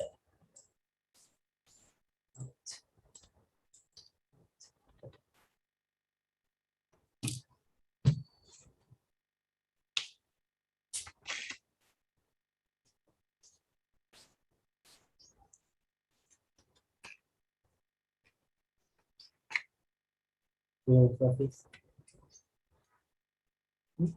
Medium.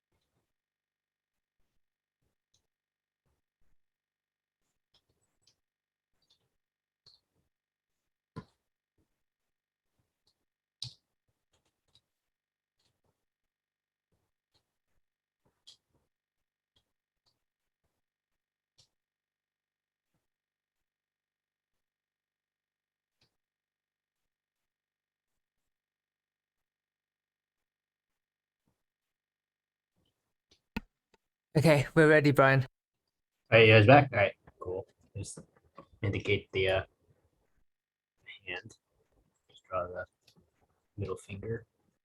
All right, so we're gonna go over some simple ideas for drawing the arm with a little bit of anatomy.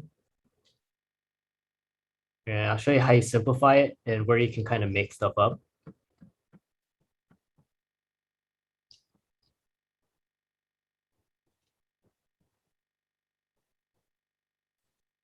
Right, okay. Let's finish off the hand in a bit. One, bacon.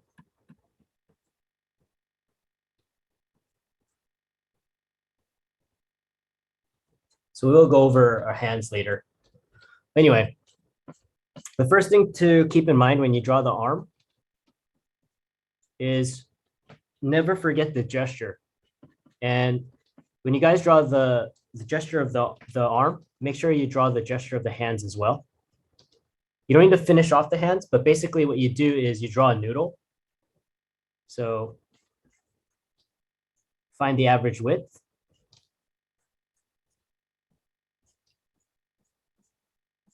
And make sure it just tapers a little bit.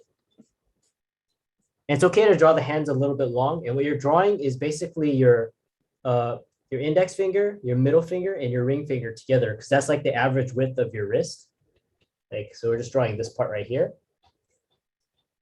Right, yeah. I remember you talking about that simplification earlier. Yeah, and it's okay to draw a little bit long because the reason why hands never look right, or one of the reasons why they don't look right is because they're not relating to the wrist. So if you guys want to see good, bad examples of this, look at a lot of, you can see a lot of DeviantArt. Go look at a lot of fan art. Where they draw hands, you'll see like the arm looks okay, and then the hands are all messed up. Like, or the hand might look okay, but then it doesn't seem like it's relating. Is because you need to treat them as a unit. The hands are like the ends of a sentence, even if you don't draw them. Does that make sense? Yeah. Oh, Cheska asked what did she miss? So she basically just missed the bit where like where you explain you cut off with 3 fingers, like that Yeah. cut off. Yeah. And then all we do is after when we figure out the gesture of the arm, let's say this guy is making a fist or something, just find the end, and then we can easily just add. Oh no, actually, let's just do the standard. We cut it off whenever, and then figure out where the end of the wrist is, and then we can just add on the thumb and the pinky.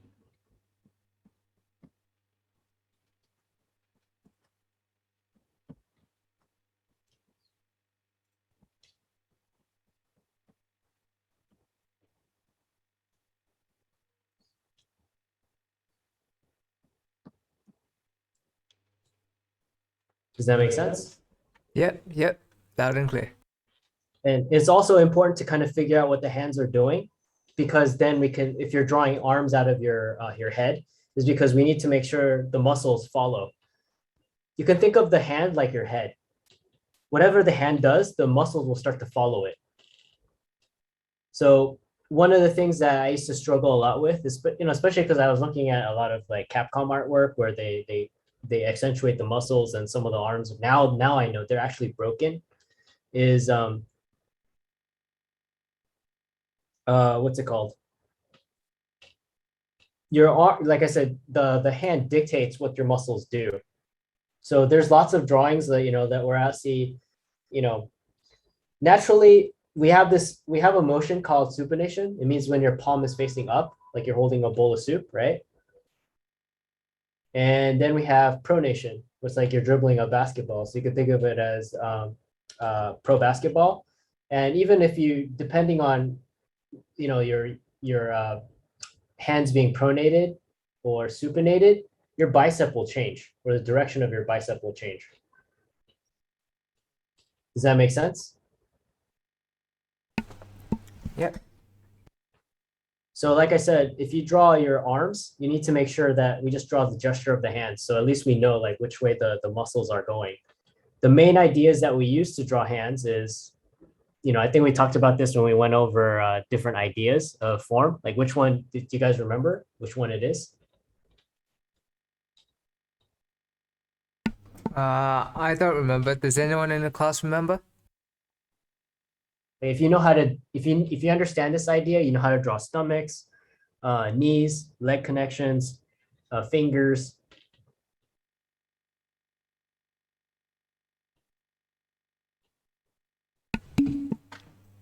Wait, wedging?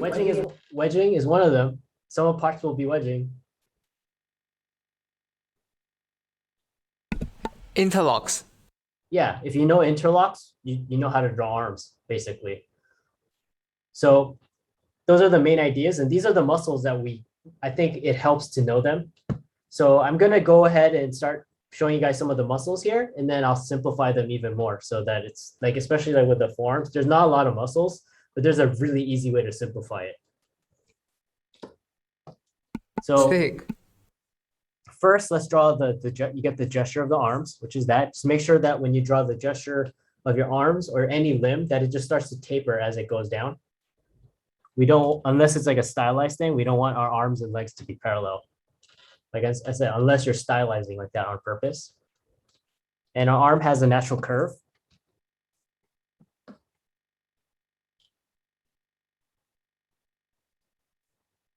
Yeah, that makes sense. The first muscle that we're going to talk about, or that we need to know, is the deltoid. And why the deltoid is so important, deltoid being the shoulder muscle, is because the shoulder, the top plane and the side plane of the shoulder can tell us how how the arms are going to attach.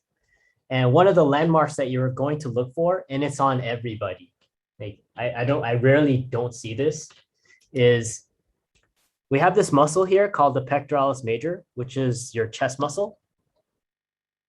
If we take our collarbone, just roughly on average, and we break it into thirds, 1/3 of it ends up being the deltoid, and 2/3 of it end up being the the the pectoralis muscle. But there's a little dimple here that we usually see, like at the corner.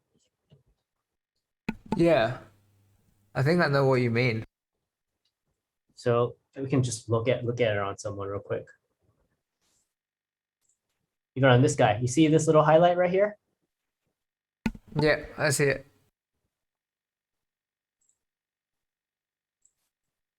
This picture's not that high quality, but I can even still see it here. It's like a little halftone right there, and a little halftone right here.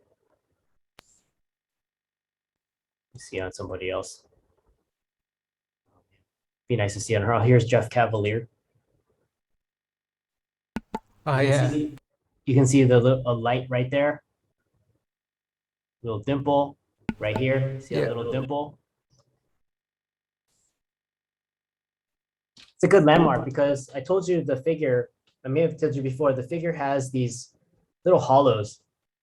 And those hollows exist because the figure, the muscles need to be able to collapse into themselves. And that's a very good landmark because we can always see it. And that hollow is a separation between our pectoralis major, our chest muscle, and our deltoid. More specifically, our front, the anterior part of our deltoid. And we can treat it like one unit. We can just treat it like a cone.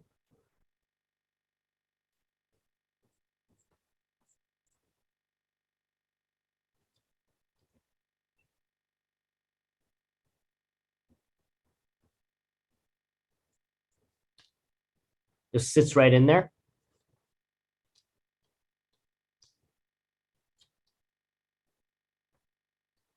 And it attaches roughly about halfway down the arm, the upper arm. And it will bite the side plane of our arm, or that box.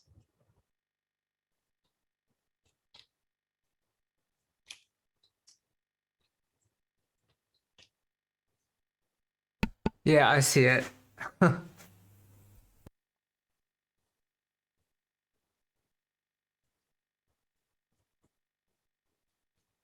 and it has three heads.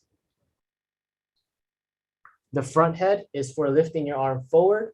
The side head is for lifting your arm to the side, and the back, the posterior head is for pulling your arm back. And it's basically our butt. Oh, so that's how like the shoulder muscle is like this almost the same as like butt muscles and stuff, but smaller. Yeah, they're just smaller. They have the same function. The cool thing about anatomy is if it works in one place, it'll just keep repeating.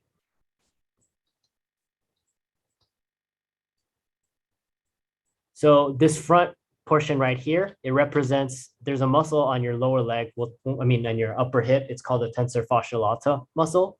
And then the medial head, the head on the side, it represents the gluteus medius muscle. It makes you pull your leg out to the side. And then the back part of your deltoid is the gluteus maximus. It helps you, well, it helps you to kick back. So it's kind of nice. We have the same muscle, or the muscles kind of repeat themselves like this. And then that's the same with animals, right? Like, Yeah, animals are the same. If you learn human anatomy, you will easily pick up animal anatomy because they have the same stuff. I'm hearing like, oh. So there's our deltoid. We'll do a back view of the arm as well after we do this. I just want to make it look a little bit nice.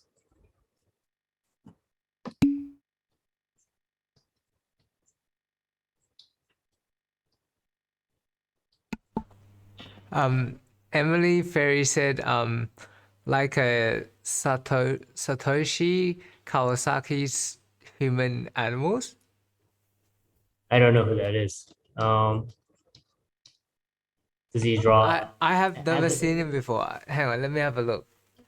Does he draw anthropomorphic I have no features? idea.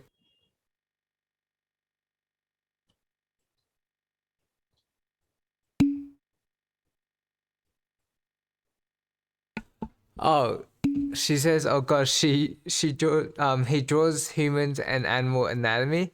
It's messed up but really cool. Cool. I see. I've he's never like seen drawing, it. I think he's drawing anthropomorphic people then, or anthropomorphic characters. Yeah. Wait, if you understand, oh, nice. I gotta check that out. That's so cool. Yeah, but it's not that different. Like, yeah, I love it. Jonathan always says this, but he says horses are flipping you off. Horses are what? Flipping you off? Yeah, it's because horses, if you look at an animal like a hoof, it's basically this. Oh, It's their hand doing this. It says they have a middle finger, so it's just the big middle finger. So they're flipping you off. that's so funny. If you look at if you have a dog or a cat, look at their front feet or their front legs, you'll notice that basically this is what's going on. Their thumb is up here. They don't use it. Yeah. But if you look at your dog, you'll notice they have if you look at the front paws, it looks like this. Oh yeah, that's the thumb, right? Yeah, and this I've is their wondered what thumb. that. I've wondered like because they have like only a little bump. Yeah, they don't need it. And then if you look at a bird's wings, it's like this. Or a bat, especially. Their Yeah, thumb, and yeah, then I see it. Yeah, if you add webbing, those are basically bird yeah. wings. So like if you understand human anatomy, you'll very easily or you'll very quickly pick up animal anatomy. Because that's something I never really thought about. Like, oh, what animal should should we start drawing? If you want to study animal anatomy. And I like Jonathan, you have been drawing animal. People are animals. Like naturally, he recommends you learn how to draw big cats and like dogs and horses, because that's like if you can do dogs, cats and horses, you pretty much can draw everything else. Because if you've been drawing people, it's very easy to learn how to draw a monkey. It's not a big A Yeah, big difference. So yeah, so that's why. that's so Um, cool. let's see here. The next muscle that we're going to talk about, or just we're going to be aware of, is because we see it all the time, is the bicep. It's the gun muscle, and basically attaches underneath our arm.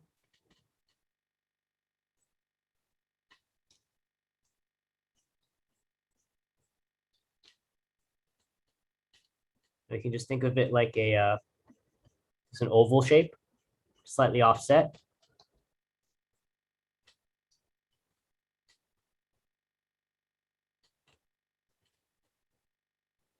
And it will attach to the radius. It's deep, it's underneath. And this is the muscle that helps us to bring our arms up. Underneath that, we have this other muscle. And this is a good muscle to know because it helps us with to wedge a muscle shape. And it kind of overlaps or it kind of creates a stacking form.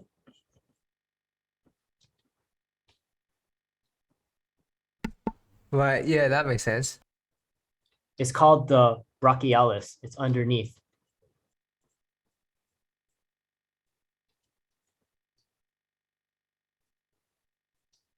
And the muscles are always offset.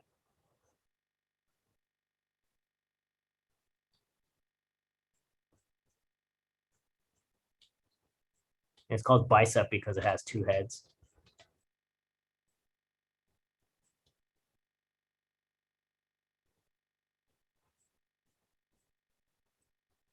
Make sure. This. Okay, yeah, so we're on track.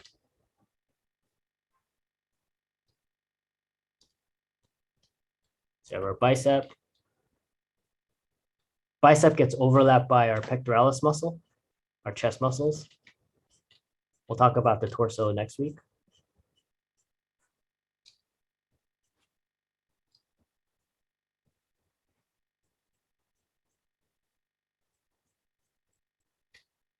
So let's quickly add a little bit of tone to this.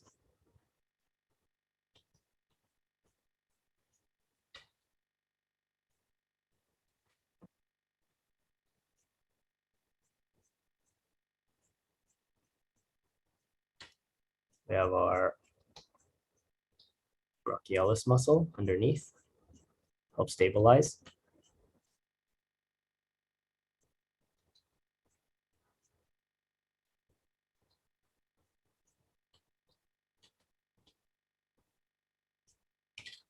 It's kind of nice because muscles are predictable, even if you don't know. Like if you just kind of learn, if we learned how muscles function.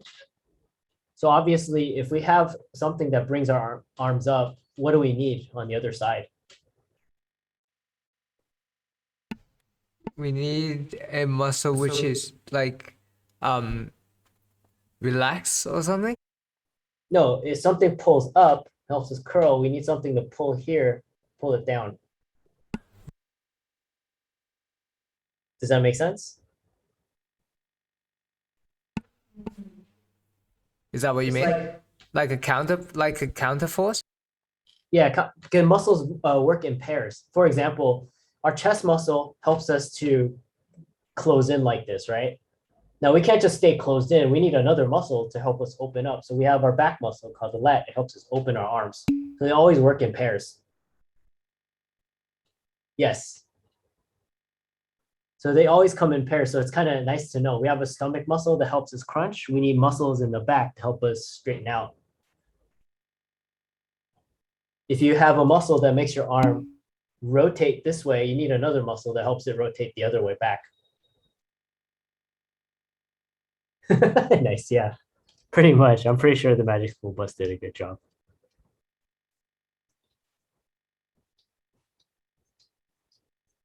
Yeah, I've ever seen that show. It's so awesome. So right here, we have this bicep tendon. And our bicep is where we add our interlock. So we have our deltoid.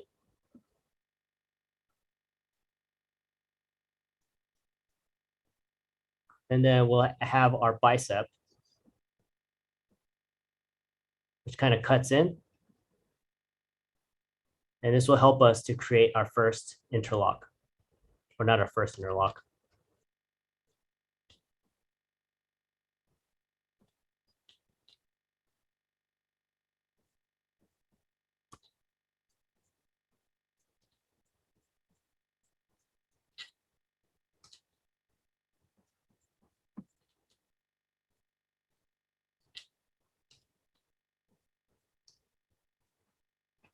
Does that make sense? Yep. Cool. And about a third of the way down, a lower third of the arm or the lower bit of the arm, we'll get this other muscle. It's called a brachioradialis. Brachialis and a brachioradialis. Don't worry too much about where I'm connecting things. I'm going to tell you the simplification for it. The brachialis muscle comes down and it connects to the side of your hand.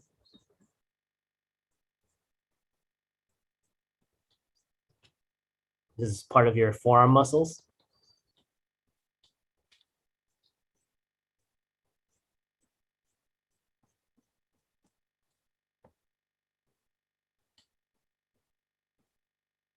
You might see a little extra bump here. This muscle is called the extensor carpi radialis longus, or you can just call it the fuck you muscle because it connects to your middle finger in the back. And that's what it does. It helps you extend your middle finger.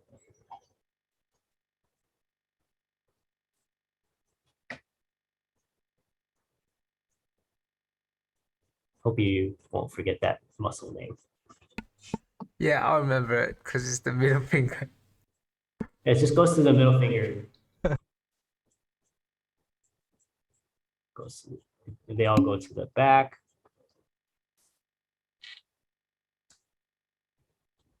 Yeah. So if you want to build up your forearm muscle right there, you just get a weight and then you just curl. That makes sense. Anyway. Yeah, Cheska gets it too.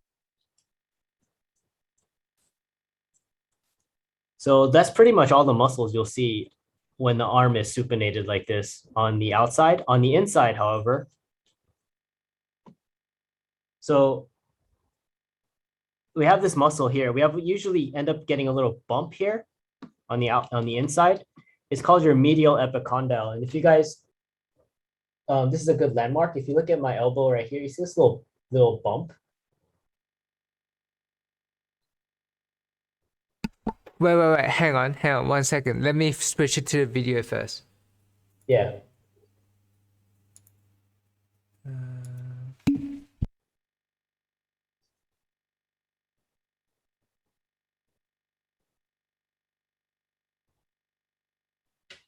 Let's have my arm up in the air.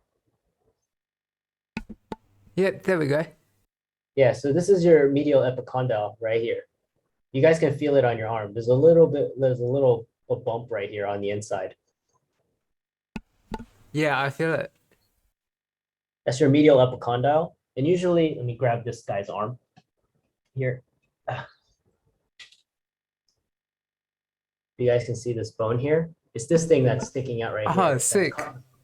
That causes an angle. So your arm usually, has a natural curve. You have to actually work to straighten it out like this.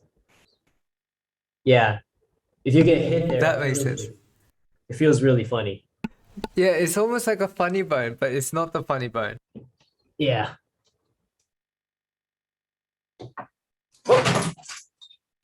Anyway. So yeah, so that's your Hang on, 1 second. Cheska asked, wait, where did you like I just asked, where was the funny bone again? Now that you mentioned it. where was the funny bone again now that you mention it? I don't know. I think it's like somewhere around here. Never really paid attention to that. I just know that if you like tap it here, it feels a little bit weird. I don't know. I can usually because Yeah, there's I a think I there's know a what you mean. there's a muscle here that attaches that goes up the side of your arm and it goes up to your pinky. So I don't know, at least for me, I've always been able to tap it and I can feel a little bit on my pinky. Before we go, since you have it on video, I'm gonna have you guys do something real quick with your hands. Yep, no problem. Let me back up so you can see the full arm. So like if you look at the arm right here, right? So we're drawing the arm in a Yeah. supinated pose, which means the palm is facing up. So everything on the inside here, we just drew the outside. I'll clarify it and I'll color it. The outside, we can just simplify it as it goes to, and say that it goes to the thumb. Everything on the inside, we can simplify and say it goes to the palm. And the reason is because if you relax your hand like this and you grip your palm, you grip this part of your forearm, your hands will start to close.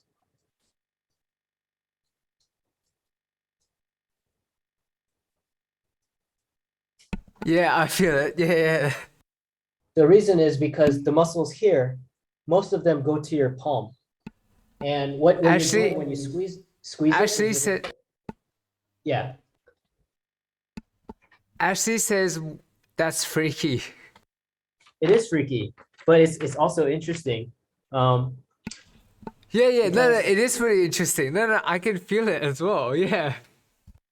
It's because all those muscles, they're built for pulling your hand in and helping you to make a fist. So they're flexors. Right. Yeah, Cheska says that makes sense. Yeah, we don't have random muscles.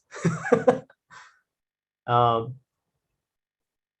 the cool thing is, I think we can probably go back to the regular video now. Okay, one sec. Alright.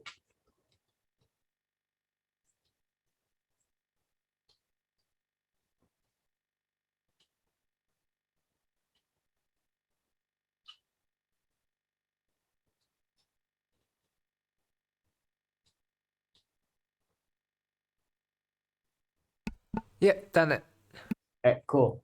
So now we have this muscle here. The only muscle that we sometimes will see, and it looks kind of like an egg, is called the pronator teres. And what this muscle does is it allows you to rotate your hand over. I mean, it has pronator in the name. Oh, and pronate is to like have your palm facing down, right? Yeah, so it grabs your starts from the corner here and it grabs your radius, and this muscle allows us to pull our arm over like this. Yeah, it makes sense. But we're gonna simplify it. There's also a tendon here, and it's crazy because I'm glad I wasn't there for it. But man, makes me help me to understand how strong and how weak the human body can be. But anyway, so we have this. That's so actually, true. Let's draw the forearm muscles first, and then I'll draw that tendon here. It comes from your bicep, and it's a story my friend told me, and I was like, holy crap.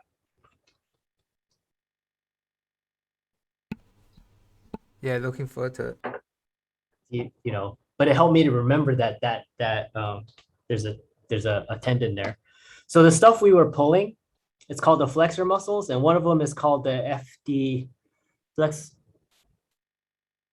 carpi FC.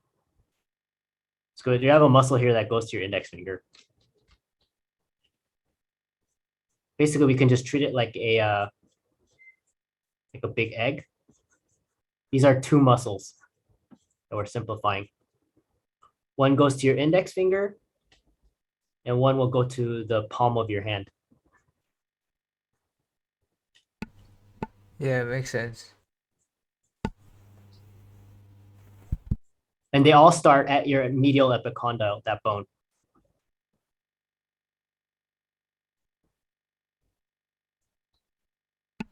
Yeah. Two of them there. And you have another one called the FC on there, FCI, I mean FCU. It's a flexor. It goes to your carpal muscles, and your ulnaris, your ulna. This is a lot to remember, so this is how we simplify it.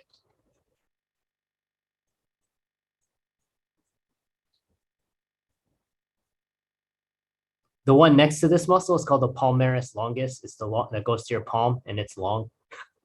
Palmaris longus. There's a deeper forearm muscle here, but you don't really need to know that one.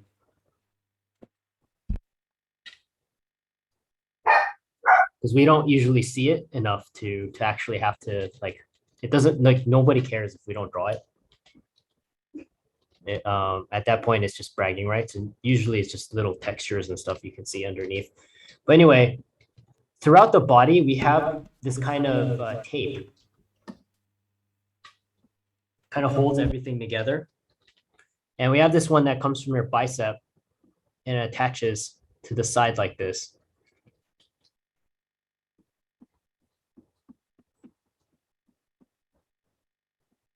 And the story my friend told me was that, or made me realize how strong this stuff is I think it's this tape and a piece of the bicep that got torn. He said the guy was on a machine called the preacher curl machine. I don't know if you guys know what that is, but it's a machine where it locks you down. So you can only curl, you can only bring your arms up. And he said this guy was lifting way too much weight. And he heard a snap. Oh, fuck. So what happened was this muscle or this tape and this piece, I guess it tore, it detached. And that's not the worst part. What happened was because they detached the bicep shot up into his deltoid. Shit. That's how strong that connection is. Like, I never really thought about it until, I heard that. I was like, holy crap, our biceps are strong, or those tendons and everything is really strong. So basically, he said when the dude, like, if because he's still able to straighten out his arm. So he says when his arm is, just picture yourself, if you guys do a curl, like you're like, you do like a muscle pose and you guys like curl your arm. Yeah. He says that's what his arm looks like when his arm is straight.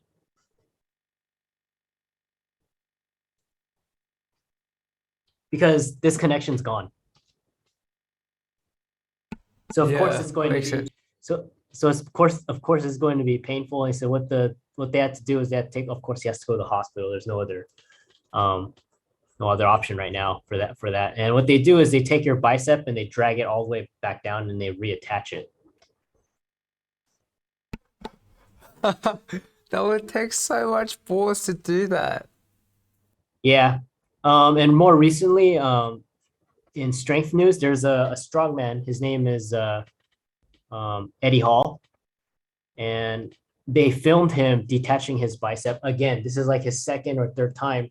And I think because when they reattach your bicep technically gets shorter. And I think they told him that if he detaches his bicep again, there's really nothing they can really do, because he's already detached it several times. So, his bicep's already really short. So he needs to be extra careful with that bicep. But yeah, so that's what happens. But that's how powerful our arms are. And at the same time, that's how weak our arms are.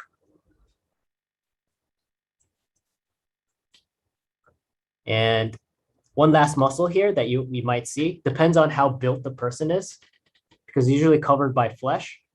You might see a little bit of the muscle that allows us to straighten out our arm. It's called the tricep. We might see it behind our brachialis muscle. So you might see a little bit of a bump here.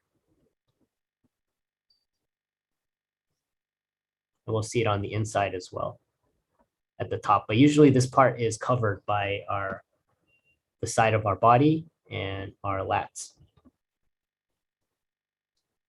All this is nice, but there's a really easy way to remember this. So at this bicep point, at the interlock, just remember this. I'll color them in.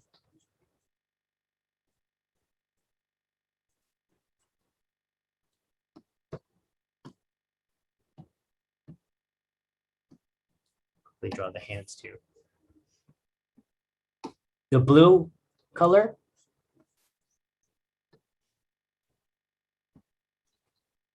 this goes to your thumb. Just we generalize it. It's easier to remember.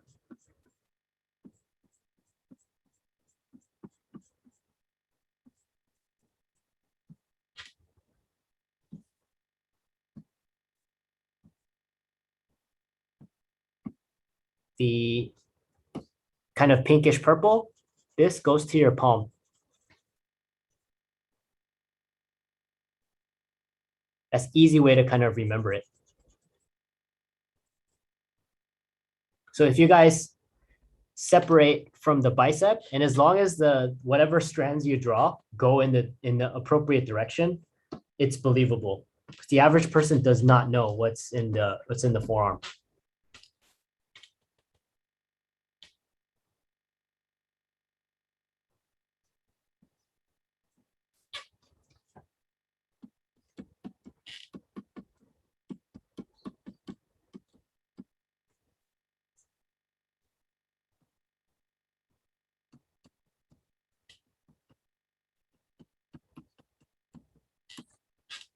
Does that make sense? Yeah, it does. It's just a very easy way to remember it. So we're gonna quickly draw a back view of this. And Jessica said, yep. If you there's a lot of comic book artists that you can easily find out if they know their forearm muscles or not. I mean, if but you know obviously you have to know the muscles too. But it's interesting because there are the ones that know the muscle. Sometimes they just like to just go crazy with the cables going in the directions. Like they have like tons of cables going, you know, but they're all going to the right place, so it doesn't look wrong. Is this like the guy who drew? Is it does Hogarth? No, Hogarth doesn't do that. Who does that? Hogarth, Joe Madura does that. What's his name? Joe what? Joe Mad. Just look up Joe Mad. He's a comic book artist, worked on like Battle Chasers. But if you look at like Darksiders, the game, those are his concept designs. But he likes to do that. Like if you look at his forearms and stuff, there's like tons of cables. But Yeah, I think see, thanks. he knows where those things go. I mean, he knows how to separate the muscles, I mean, so like it doesn't look wrong. It looks very believable. But if I sit down and try to figure out what they are, I'm like, oh man, like you just made that up. But it doesn't matter because it looks cool. But then that's like one of the artists that proved to me that, you know, it's not all about anatomy. I mean, there are artists that I forget who drew it, but there's a Magneto drawing where we have this muscle down the side of our torso. It's called the serratus anterior muscle. And technically we should only be seeing about 3 of them, 3 to 4. And this guy drew like 12 and it looked really weird. Whoa.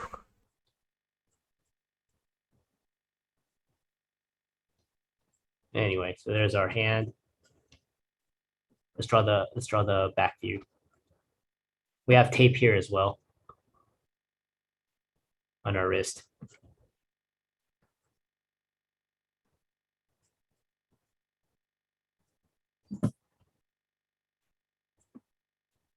Make sure that, all right, cool. That looks about right, the proportions.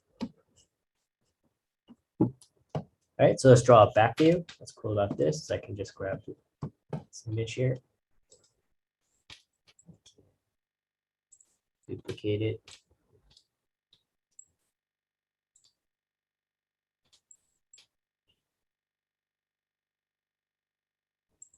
That's what I like about teaching digitally. You can maximize.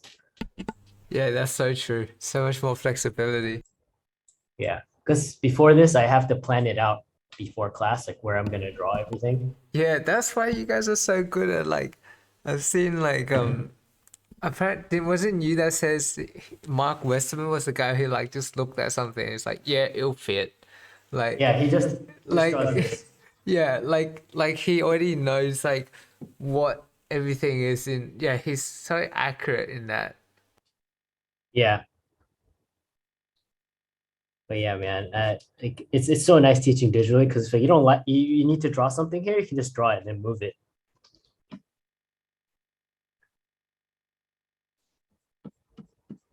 Yeah, that's so true. It makes it kind of gives a better presentation as well. Yeah. So let's just quickly draw the overall shape. I used to draw the bones and everything when I would do this, and I stopped doing that because I felt like it was just a little bit more confusing. And it always makes the limbs look thinner.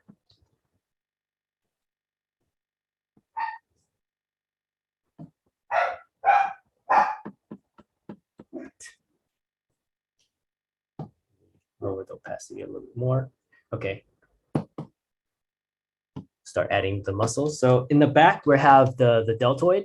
And for the deltoid, for the back part of the deltoid, the way it works is if we look at the spine of the scapula with this L shape here, if we break it up into thirds, 2/3 of it are reserved for the deltoid.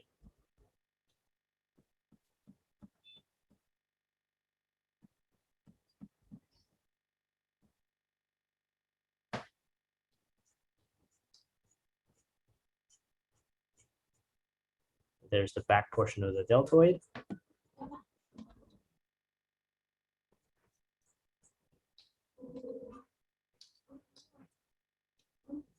You just go ahead and draw a little bit of the scapula because we do need to draw a little bit of the scapula muscles, the muscles on the scapula. We have this muscle called the infraspinatus.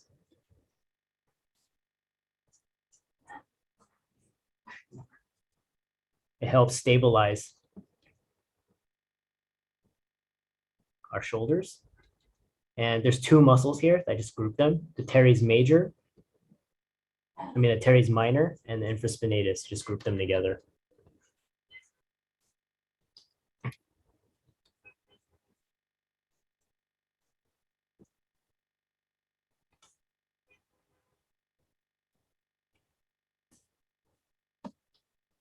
We have this other muscle. It looks like kind of like a little egg. And we can see it a lot when someone pulls their arm back. It's called the teres major.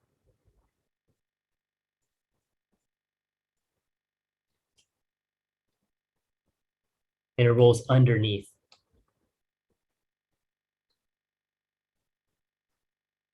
So if this is the arm bone with the humerus,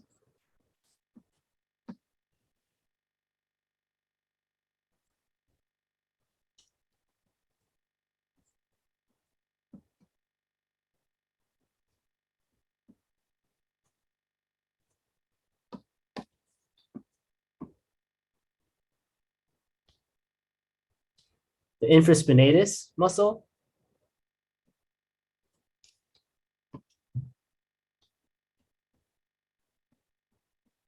and the teres minor muscle, they're wrapping around like this. Like if you took a piece of pizza,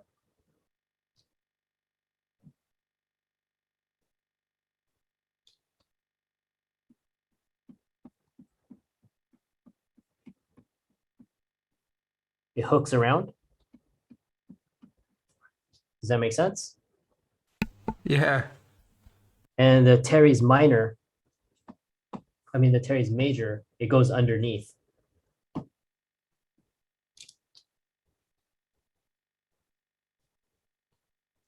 need to make this a little bit bigger. There you go.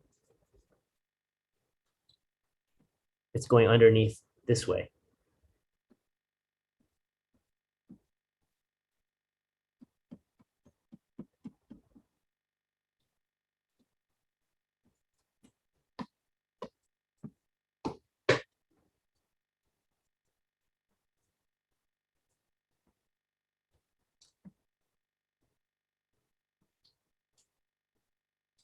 Yeah. Does that make sense? Yep, it makes sense. And it creates a little hollow in here. And that hollow is where the muscle that allows us to straighten out our upper arm. It's called the triceps.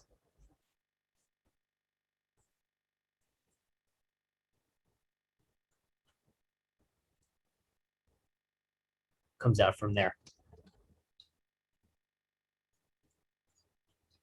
Triceps because it has 3 heads. And this muscle allows us to straighten out our arm.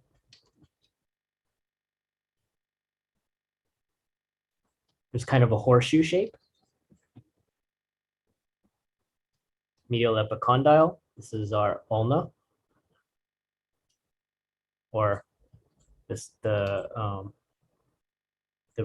name for it is called olecranon for our elbow. This is our triceps. We attach at the elbow.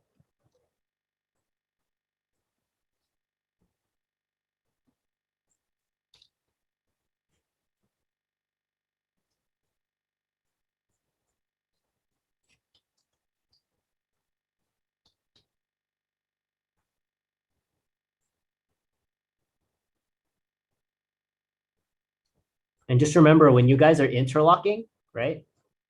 Your bicep and your tricep face opposite directions, giving us that box.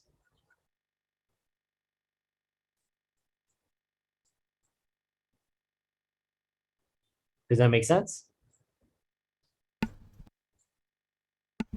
Yep, it does. Just remember, don't draw them on the same plane.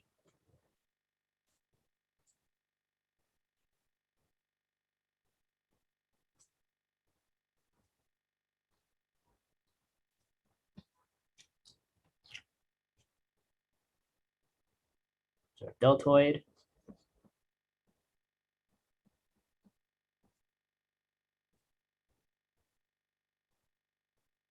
Around clock. In the back, we're going to get this muscle called well, it's the same muscle. Yep, you got 45 minutes. Yeah. We have the brachioradialis. And I'm just combining them with the fuck you muscle called the extensor carpi radialis longus. You'll see a bump like this. Depending on how built the person is, you might see 2 bumps like that on the outside. But these are going to your thumb, except the extensor carpi radialis longus.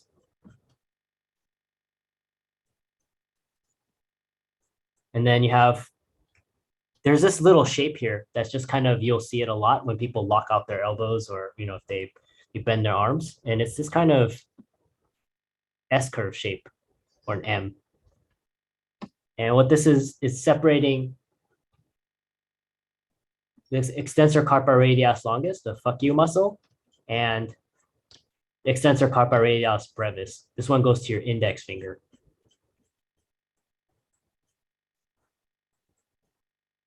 But you'll see this little curve here like this. How many of you guys have seen a detail like this or familiar with it? I've seen it, but I didn't know it was these small. Like, I didn't know that there was specific muscles like that I caught that. Well, there's no muscle called the fuck you muscle. I just made that up. No, but I don't even know. Like, even if you tell me the real name, I wouldn't know. Like, I would just see, like, I see some lines there, but I don't know what muscles are what. And Cheska says, I've seen some, but didn't think much of it. Yeah, that's pretty much what I was thinking as well. Yeah, because the thing is, this little detail is very predictable. Even if somebody is like overweight, when and you can usually see it when somebody's like really flexing and like maybe straightening out their arm. Even if somebody's overweight, because there's an interlock here like this, like Yeah, if you I get what the interlock means. yeah, even if somebody is like morbidly obese and then they have like the arms that are like really flabby, you'll still see a dimple here. That's because that's where those muscles are Yeah, separating. Jessica says, oh yes. So it usually looks something like this. You have the sausage, stubby fingers.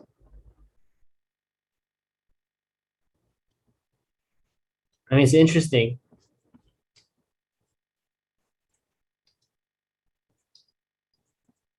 Because if you really study when you the more you look at muscles, the more you'll see that they mimic the bones. And it's because and it makes sense to me because or it'll make sense because you know it's like skin, right? Skin will just mimic whatever is on whatever is underneath, and then you go in, you get in the bone. I mean the bones. The bones are wider at the joints. If you look at our arms get wider at joints or at that joint. It just looks like Yeah. a bigger bone. Anyway, and then there's they'll have like skin. Need to figure out which way the arm is going first. Yeah. Anyway, so yeah, that's what that thing is. Right next to it, we have a little muscle that looks kind of like a Dorito chip. It helps us, it stabilizes the elbow. It attaches underneath because our humerus is shaped like this. Grabs the side.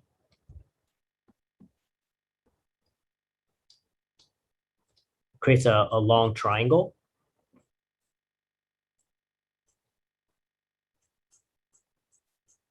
There's our ulna.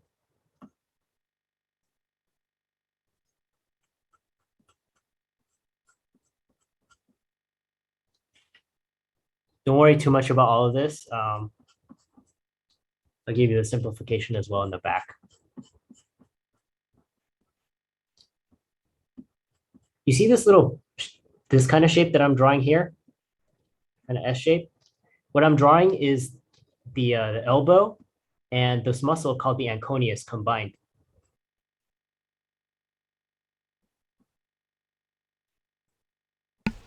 Do we need to learn a more simplified version of this for homework, or are we drawing all these muscles for 20 Erics? Oh no, you're not doing this for 20 Erics. I'm gonna have you guys just draw Erics as much as you can. If you want to start drawing arms, basically, after this, I'm gonna do a couple of drawings where I just draw arms and just interlock them. Okay. So I'm just letting you know what's there, more or less. Yeah, makes sense.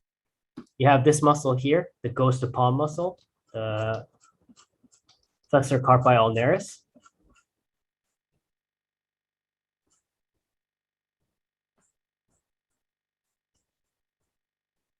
Honestly, the best way to study muscles, I think the two ways is one, you can make it. I've done that several times. I used to teach this. And the other way is do longer studies. And you'll be able to start identifying these muscles a lot more easily. Right. Yeah, so that's what long poses are good for. Yeah, because you can see all the variations of the muscle. And not only will you see the variations, you'll start to see like how you can actually use them. So how should we do long poses? Do we just like just copy it straight up and just use as much paint as we need to like get all those strands down, or like how would you recommend? Yeah. No, you just do anatomy long poses like this. This is what I talk about in the like long pose classes where I have students like do drawings like this. Uh, Yeah, that's so cool. wait, I think it's in plates. No. Oh, maybe it's in here. Yeah. Need to do longer drawings like this. So I have, arm drawings. But you would just do this, but only draw arms. That's so crazy. That looks so good. That's not it. I think I have it somewhere. Arms? No. Oh, yeah, like this.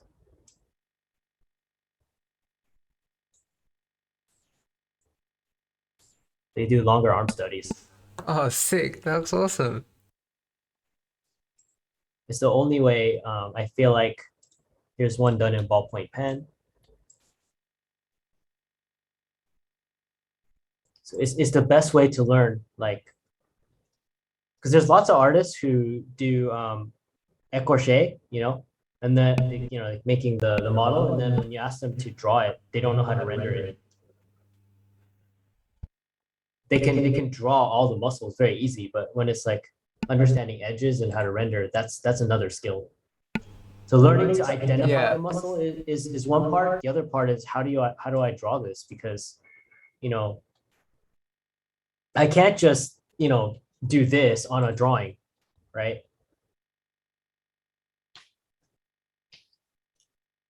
No, you can't. Yeah, you can't just like, here's the muscles, and then basically just do like this. Um, what am I looking? What I'm trying to say? Yeah, you basically just can't do a diagram drawing on. So yeah, so you have to learn how to actually render and do this stuff so that I think this is the fastest way to learn. By the way, this is what I meant. I just put this in my book. It's easier. I already did this like something like this before. So you see right here, the deltoid is on the same plane as my tricep. Yep, I see it. Yeah. Yeah, you can't do that. It's like this. The deltoid faces this way, the tricep faces this way. And then, goes to thumb, goes to top, we're going to do that right now, goes to the top of the hand, this goes to your palm. So because your tricep is connecting like this, if we made it out of clear plastic, it's biting on like that. It's not exactly, I don't know what's going on here.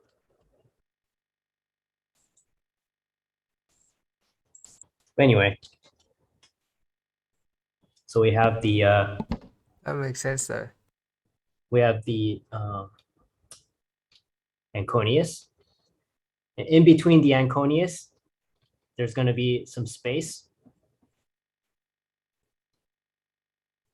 You're gonna have a muscle called the extensor the extensor digitorum, the extensor carpi ulnaris, and the extensor digitorum minimi. And a great way to just simplify it is these all go to the top of your hand. There's a bunch of muscles, like just basically two muscles. But you can just simplify it. You have these other muscles here.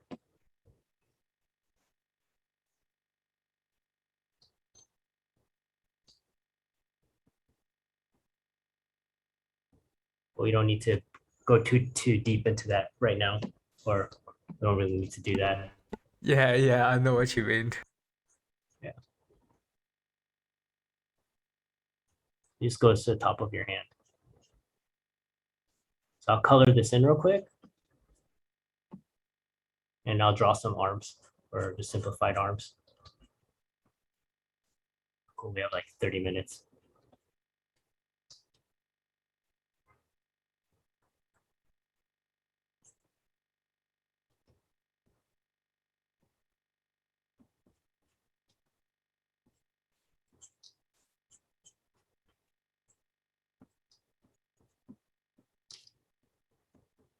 Fat in our hands.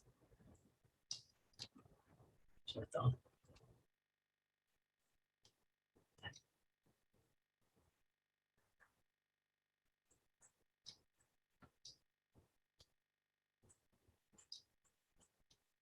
We have some of the similar muscles in our lower leg as well, and our legs.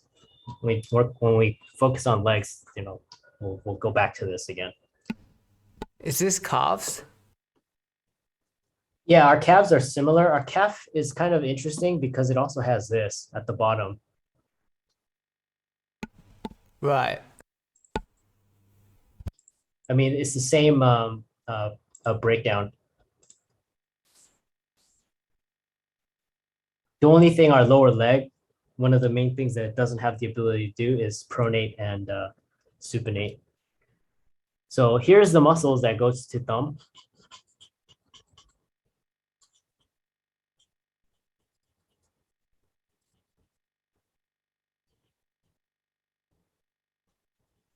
Just make sure you separate them. Here's the muscles that go to your palm.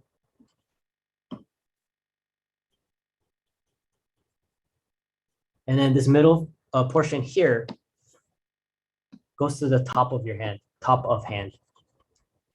I like that's a cool color.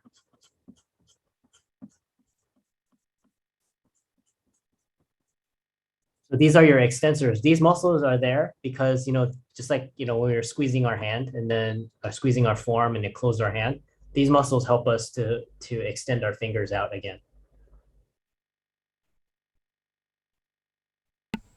Yeah, it makes sense. So they work in pairs. So let's look at let's quickly look at some arms, and we'll just draw some arms using interlocks and just shapes. Awesome. Yeah, I would love to see that. So let's see, let's look at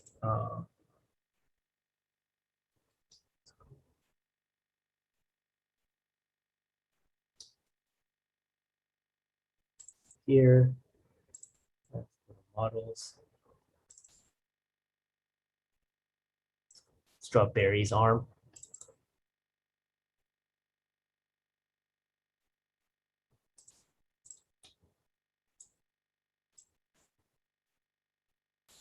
This one's nice because you can just see the interlock right away. Side view.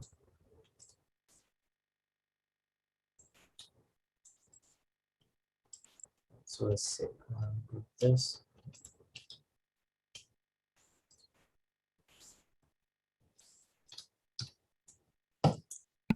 Really quickly, there's one shorthand for drawing bent arms when they're bent more than 90 degrees. When arms start bending after a certain point, we don't want to, we want to just draw a cone at the end like this. When they start bending past 90 degrees.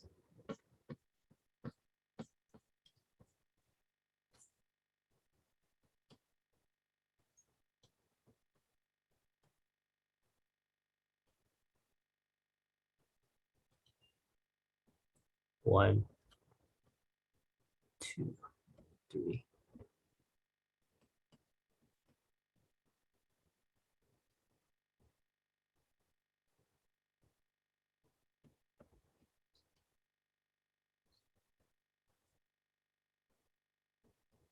Finger here.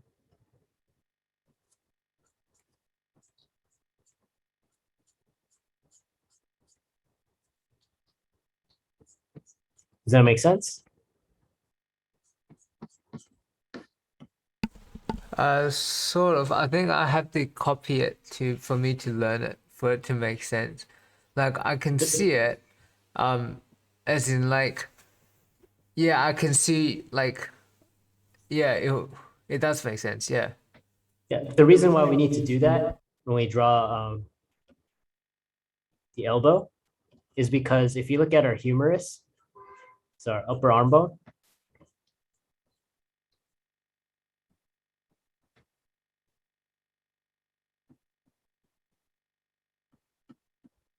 Kind of shaped like a hammer.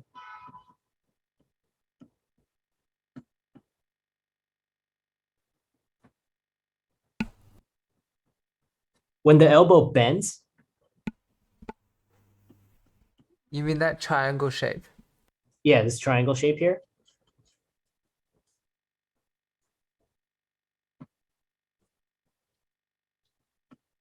elbow will bite.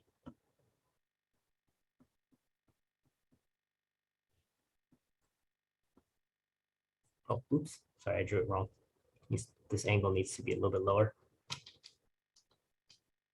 Erase this. Simplify this too. It's kind of like a hammer shape. And when the ulna bites, or when it bends,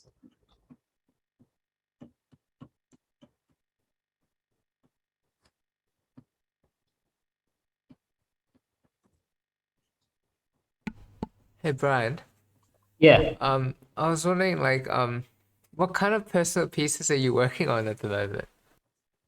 I don't have time for personal stuff right now. I want to. I just sketch. That's all I can do for personal stuff. Like what kind, is it like pencil sketches or like computer sketches and stuff? Yeah, because well, I'm already just sitting here. I have lots of doodles I just do in my sketchbook while I watch TV. That's so cool. And do you like how do you come up with ideas and do you like start off with an idea or do you have a reference and then you just exaggerate that reference to get the idea? Honestly, I don't really have a system for that. I just start drawing, um, and then I basically think while I'm drawing. I don't really like Right. because at least for me, like once I start doing something, it gets the ball rolling. If I just sit there and think about it, I don't really nothing like there's nothing for me to look at. So I mean, it's really hard for me to come up with ideas that way. So if something, like I want to draw, let's say, I don't know, maybe I just watched a cool thing on TV or I saw a cool anime, I'll just start drawing. And then from there, stuff happens. I want to draw because I saw something cool. And then from there, just stuff happens. That's so cool. So it's not like let me show you some. I think it's, oh, I think I know where it is.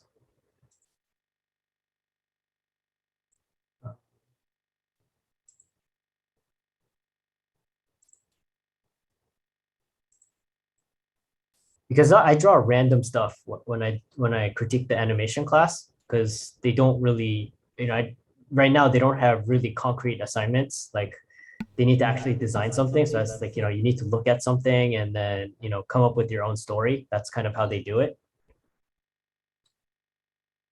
I mean, I give them something to like an idea to play with. Let me go to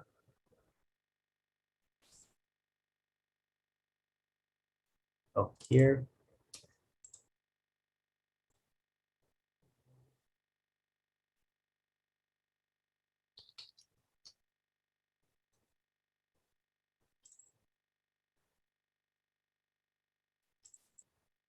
It was just there. Oh, cool. Here it is. So yeah, these are some of the crits I do. So as I'm critiquing them, I just sketch stuff.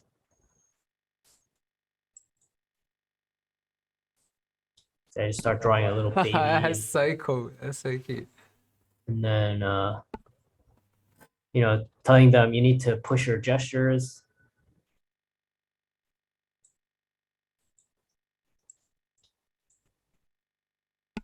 Yeah, that looks cool. That reminds me a bit of haiku or something. Yeah, so it's random. Like just start drawing. How do you draw? What's the difference between people and animals? And I was like, yeah, well, if you want to draw animal faces, you still need to understand human faces. If you understand a human face, then you can understand a gorilla, and then you can understand like a dog or something like a horse. I don't know what this is, but they have the same three parts. You just they're just different. Yeah, that's so cool. And then interesting, just don't draw just regular circle shapes. There's different head shapes you can play with. What's the other one? That's so funny. It's like rest in peace, like headphone users.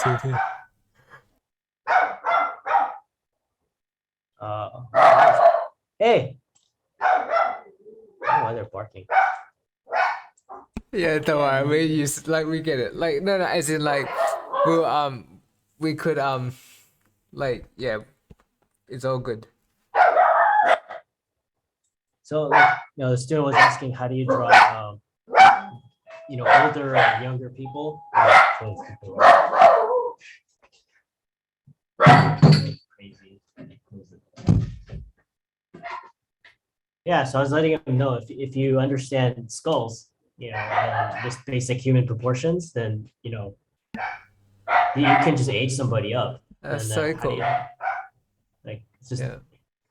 so yeah, it's just a lot of different stuff. Because the student was asking, how come my old people don't look old? And I was telling them, there's like simple stuff missing here, like there's central line issues. Like really, even like I said, even for drawings, like it's not like a it's not only exclusive to animation or just like simple sketches. It's like a universal thing. That's what I'm teaching them right now. It's like, well, you need to have a solid center line, solid head shapes. They need to push their gestures because it's like it's starting to get stiffer and stiffer.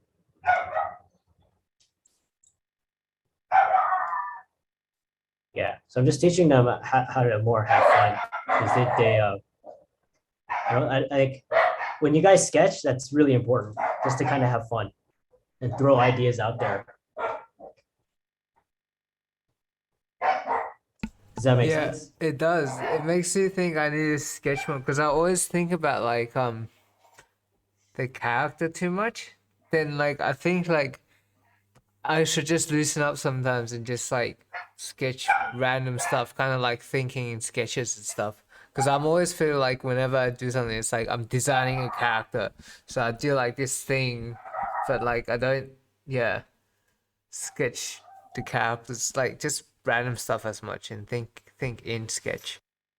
Yeah, you just think while you sketch because sometimes what makes it fun is you don't know if it's going to work or not. Even if the idea sounds kind of stupid, you just try it. I mean, it doesn't hurt you in any way, and it might actually lead to a cool proportion or something. So like, for example, before I forget here, the only reason I use this shape when you bend is because when we start bending our elbow starts to bend down at a different angle.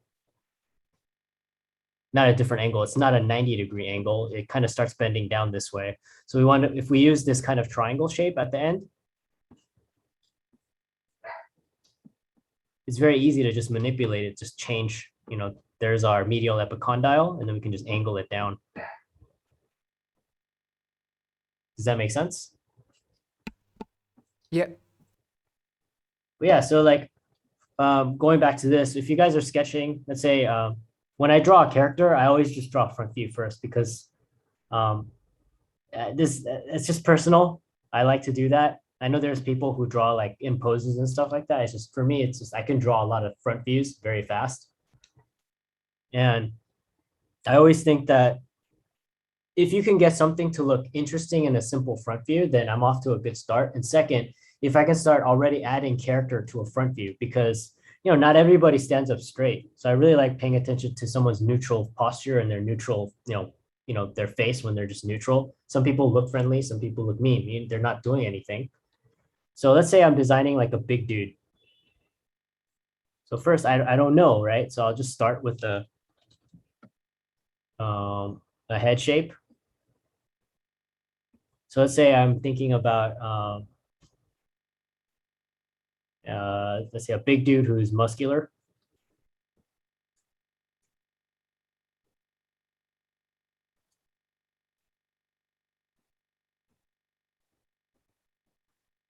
Maybe has a square jaw like John Cena.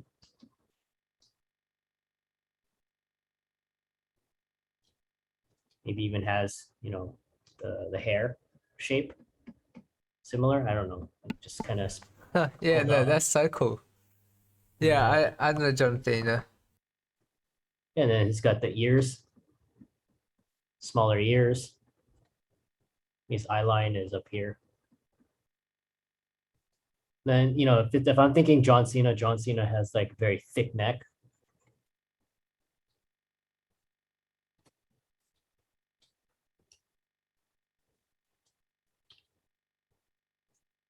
And he's gonna probably stand pretty like proud.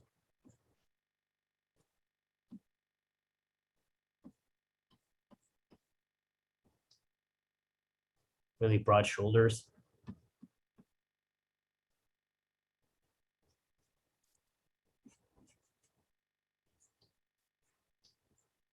And I already know that my first drawing is like just a means for me to get something out there, and then I'll start manipulating whatever, you know, like where I already have.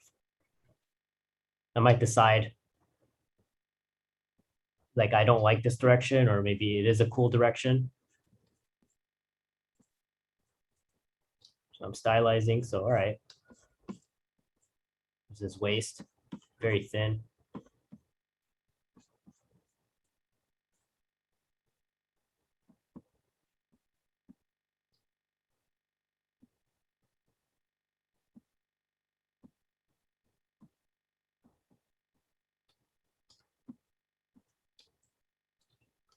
Figure out his legs.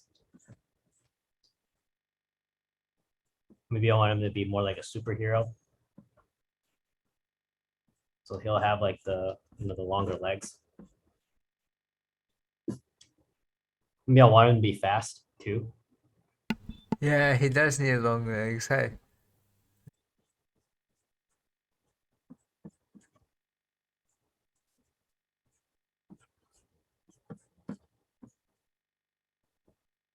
Yeah, he looks super fast as well.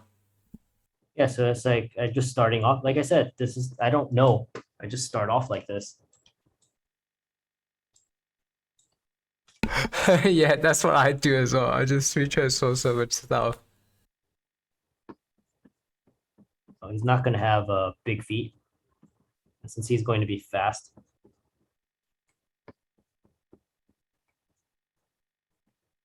He has the big quads.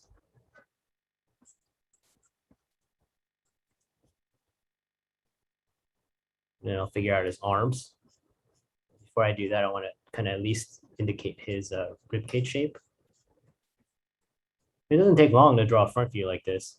I usually figure out the body type, and then I start playing dress up.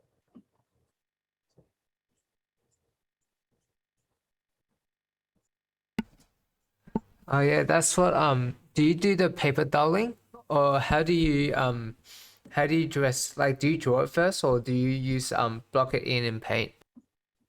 No, I just draw. I just draw shapes on top. It's very fast. Yeah, That's like that's like the fashion designers way, hey. Kind of like costume designers.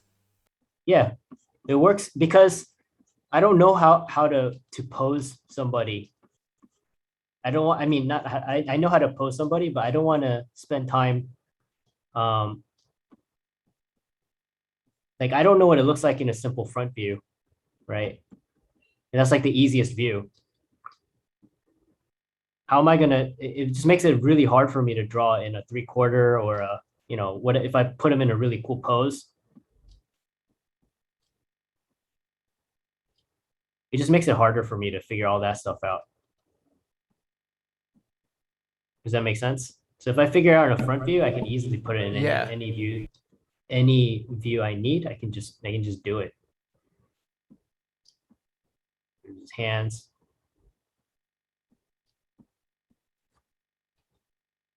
I don't really feel like drawing the other side.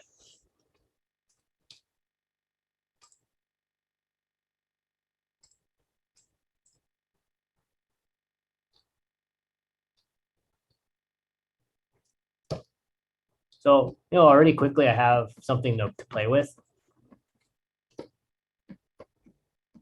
So then originally just started with, I wanted to design a big dude.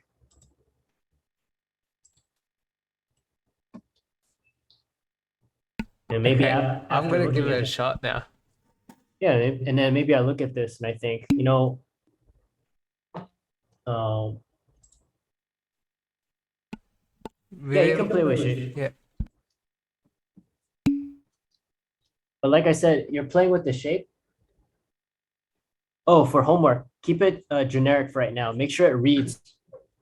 Like even though I'm messing with the shapes, the key stuff, the key elements are I'm still keeping track of them.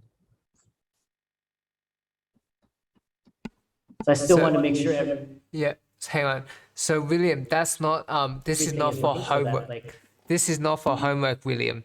Yeah, it's basically this is just if you want to practice creating new characters and stuff just from your imagination, but it's not actually you don't actually have to like the uni system won't mark you for it, but it's just I like ways to get better at character design and just trans yeah. So you can do it if you want to. Like Goals are still 20 generic errors. so the deliverables are still 20 generic Erics or as in like yes, what's tomorrow's no next week's homework? yeah, just 20 generic Erics, but you can try adding some of the arms. And as you can see here, I just drew a shape of the arm, right? And now that I know, One more thing though. Is there like no, sorry, I'm just asking it for the students because I think then yeah, some might have to head off soon. So like, is there a like example, like you know how last week or the 2 weeks ago you showed us the back, like what we have to do so we can kind of follow along and yeah, stuff. this week it's the same thing. Just keep drawing. We're just adding on. Does that make sense? You're just adding on arms now. That's all it is. Make sure you spend time on stage one, stage two. Then you can now start focusing a little bit on because we went over shoulders a little bit.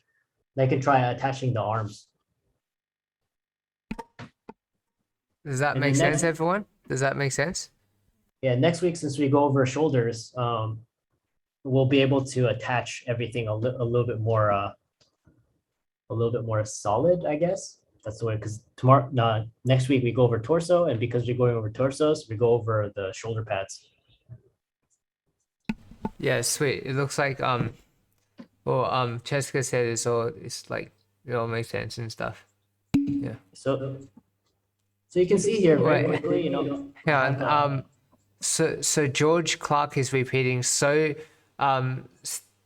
STG like so I don't know what that means like so so what he says is so one and two stage. again but with arms added on it. Yes, but if you're still struggling with stage one and two, make sure you stay with stage one and two. Fair enough. Yeah, because it's really that's like the main thing right now. Because this stuff is fun, but like I said, if stage one and two aren't working, like when you start adding torsos and stuff like this, it's really hard. So here's one, like right, Yeah. and I go, oh, you know, I don't. So I'll probably play with this a little bit more, just to, you know, because I think the proportions are not as interesting, or I'm not sure yet. So I'll do another take on it where I use the transform tool. What happens if I make him wider? Yeah, I'm starting to like that. And then what happens if I make his head a little bit smaller?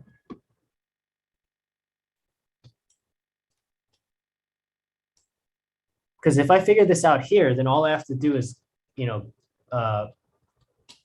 graph him out. You know, because now I have a body in basically it's like a character sheet real quick for myself. And then I can just draw it. Yeah, and then you can just worry about the pose and whether this is communicating the character, right? Yeah, and then maybe like, okay, here's another version right here already, maybe wider, maybe they're the same height. So I'll get the character and I'll make them the same height so that.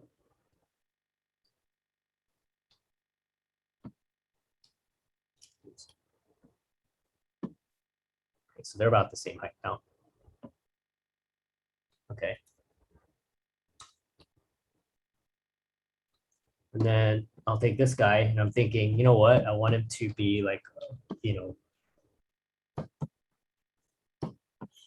now I'm deciding I want him to be like the rhino, no neck. And he's built for charging, which means he's going to have a very powerful upper body, and his neck is going to be super thick, or he's not going to have much of a neck.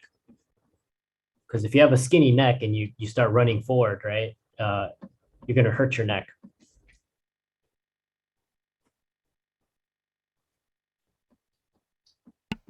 Yeah, it makes sense. So he's like one of those charger guys, right? Yeah, just charge forward. Kind of like He-Man. Yeah, like He-Man. Yeah, so all right, so we have a character now, and then the way I play dress up is, well, what kind of character is this? So one of the things that I like to do right away is I like to give it a tone underneath. The reason I give it a tone is so I can see the shape. It doesn't matter what the value or color is.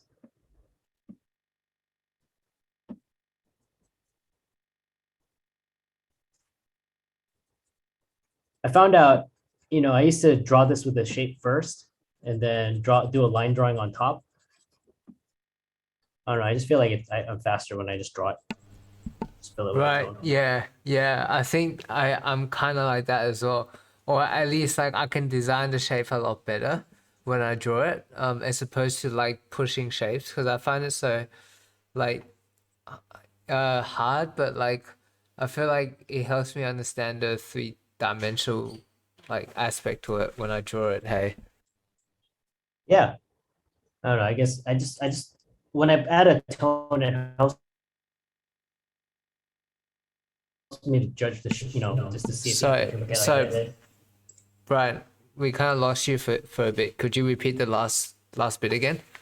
Oh, once I fill it with a shape, I can judge it as a shape, and I can decide. It's easier for me to decide if I like the shape or not, because an outline like when I just do an outline for some reason, it feels different than if I actually fill it in and look at it as a shape. It's like two ways of judging something, or two different ways. Yeah, two makes sense. point of views. They're kind of like filters to like once it passes the first test and then it passes the second test. Yeah. And so let's say, all right, so let's say we're designing, you said He-Man, so something like He-Man. And one of the things that He-Man, all the characters seem to have is like the furry underwear, or some kind of underwear. All right. That's so funny. And then they usually have a belt. And let's say I want this character to be like a warrior type. But first I'll be thinking about Pauldrons, and I'll be referencing something. So I'm thinking probably something like Conan the Barbarian. And I'm thinking, all right, well, I want my character to be one side defensive and one side offensive. So his left side will be armored, because that's the side he uses to block things.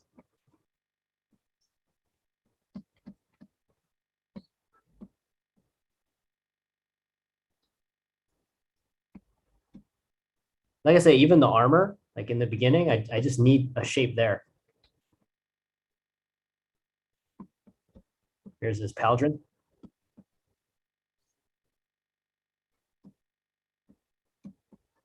For Brainstorm, I'm having this because it's supposed to be an intermediate class. Every week they have to design a character, and every week it has to be in a different style.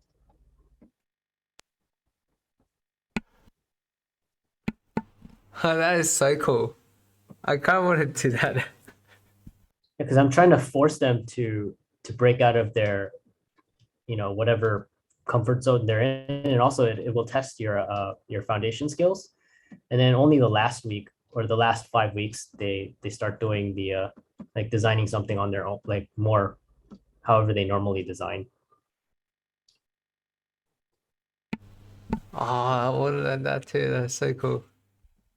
And then he'll have some kind of gauntlet.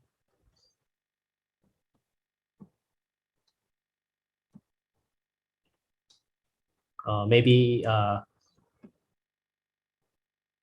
how does this attach? I'm thinking, does he wear clothes? Most people, and I don't know, I'm just thinking big generally right now, very generally. He-Man, they don't really wear like clothes. All right, it's probably just connected by some kind of leather strap or a belt.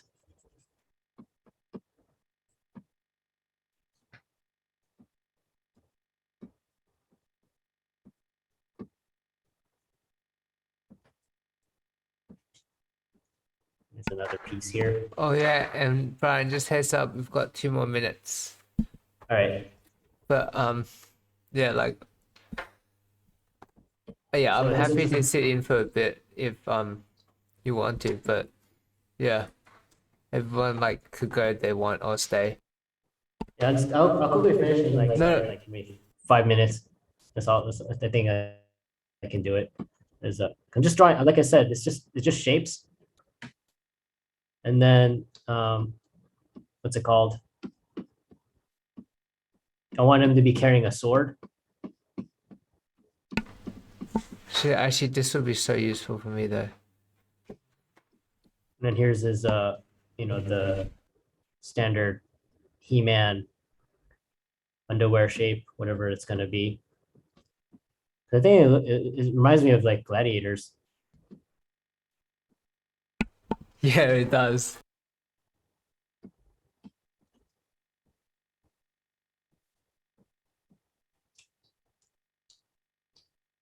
I like the even spacing here.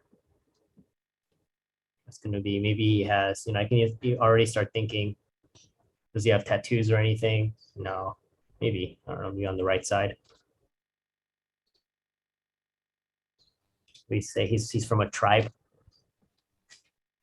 Maybe he wears a tape or something to help him with his, have a better grip on whatever weapon. So he wears gloves, tape.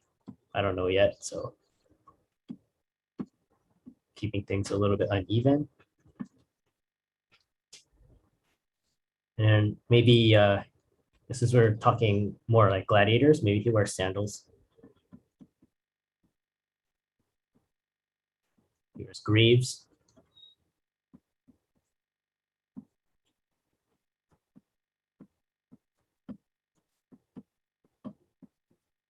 And sandals.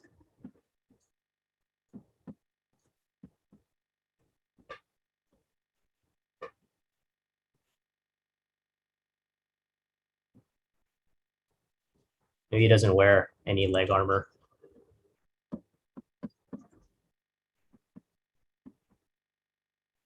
So he can keep his legs more mobile.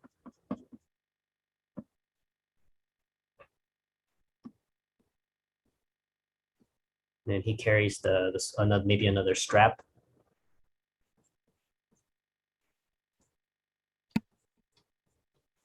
Or At this stage, do you have reference up, or do you just kind of make it up? And yeah, how do you go about collecting reference at this stage? it depends. Most of the time I'll just do I call it the shitty drawing because it's like the drawing that lets me know what I want to communicate. Right, makes sense. And then I can go start looking for reference.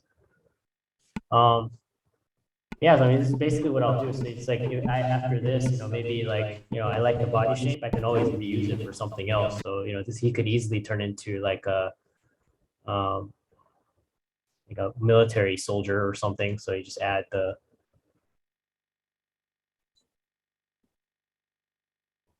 they have their, well, actually, no, let's give them a tank top.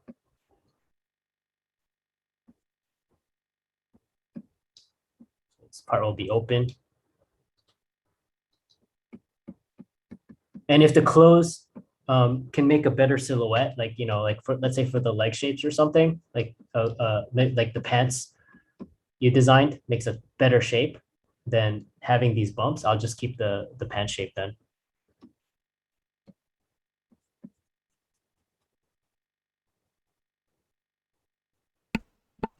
And like what was I gonna ask? Like I was gonna ask Like with this, do you think about what determines like do you just kind of just pull it out of thin air? Like, oh, at the moment you are. Yeah. Do you in your head do you have like this is maybe this silhouette is like more of I don't know, maybe this character wears his clothes like that or because of his characters or something? Like, do Yeah. you think about the character? Yeah. You would think about it. Yeah. The more I can answer questions about the character, then it's easier for me because the way I think is, you know, like all of you are characters, right? There's a reason why you woke up this morning and you chose to wear whatever you chose to wear. Yeah, true. And I just think about stuff like I think about people I know, maybe this character is like somebody, and then because I have those kind of or I know that about this character, just makes it easy. Like my friend Axel, he's designing this character that's like this really annoying bad guy type thing, and he gave him like certain kinds of moles. And the reason why he gave him those moles is because he knew somebody who's really annoying, and this guy had these moles, and you know, those things kind of come through. Yeah. It's like you hated somebody, and that they have like these. I don't know, like what quality is it? Oh, it's like this really ugly dot that they had like on their forehead, on their cheek, or whatever it is. I really hated that about them. All right, so and then I just want to make sure I separate the parts. So his combat boots. I'll get more and more specific once I kind of like the proportioning of everything. His hands are here, so I think about where his gun strap and everything is going to be. Like, So I've got a question, right? Say at this stage, right? Say if you're thinking, oh, I want to change it. I want my head to be bigger. I want my like legs to be longer, or like I want my arms to be bigger. How would you go about changing that? Do you change the mannequin at this stage, or do you just take this one and then just merge it and then free transform it? Like, how do you go about changing the anatomy? well, at this stage, I'm not committed to anything. You know? Right. So that would mean you would go back to the mannequin, kind of redraw it, block it in, and then do the silhouette pass again. Yeah, that or you can just take this and modify it right now and then just draw on top of it. It doesn't at that like this is why in the beginning I want to keep the drawing as malleable as possible. I don't want to really sit down and get precious with anything because this is where you can actually really design. Does that make sense? And just try stuff. And chances are the less attached you are to the drawing, the more you'll be willing to just kind of try stuff. Yeah, makes sense. Yeah. Like maybe this guy is let's think like not World War II, Vietnam. So they have the the soldier from Vietnam. So they have like the I don't know. I'm just thinking the vest. Yeah, he's like a soldier. Yeah, it's like a Vietnam soldier. Like a Green Beret or something. Emily says heavy vibes. Yeah, can do that too. Like I said, the first thing is just get it out.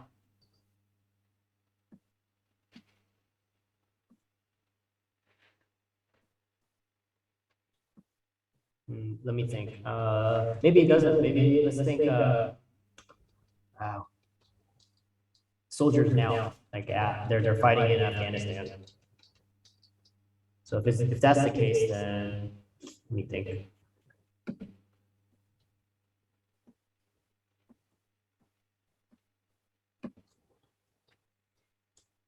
Or I just got an idea. It's a cop.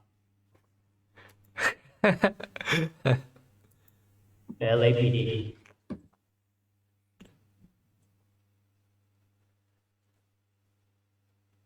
So they have their uniform, usually wearing t-shirts.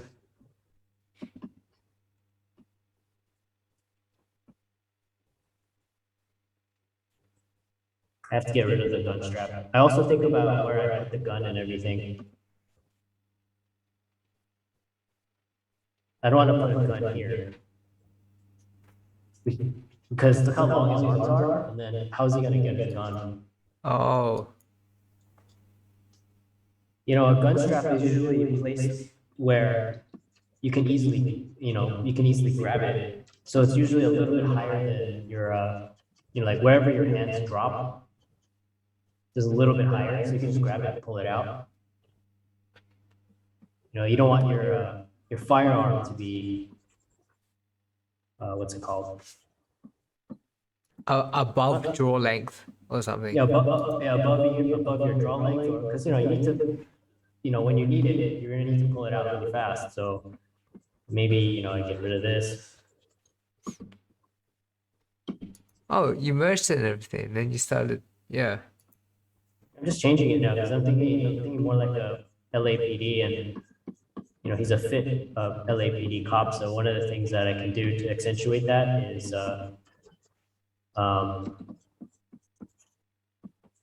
make his upper body look longer, but not longer, more trim, by making his legs thinner.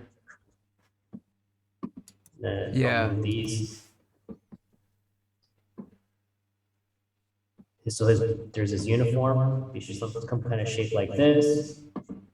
They usually wear just straight pants, and then they have their belt somewhere here.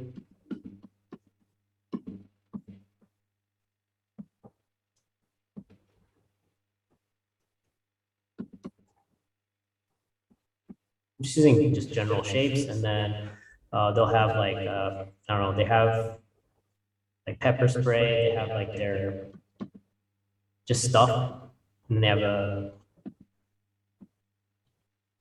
and there's their gun.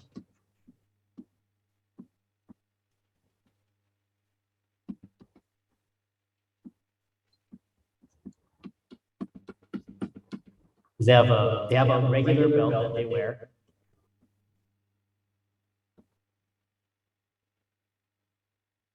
And then they have the belt for their gun. It clips. It's not just, they have a gun, like their gun has a clip on it.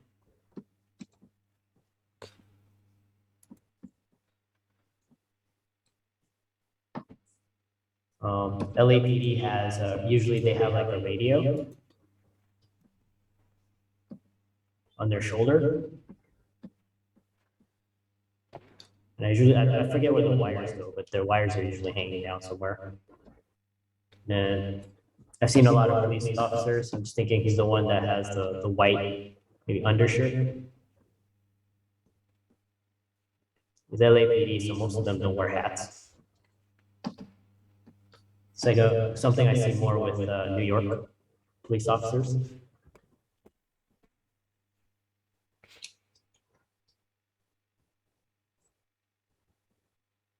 And he'll have his badge.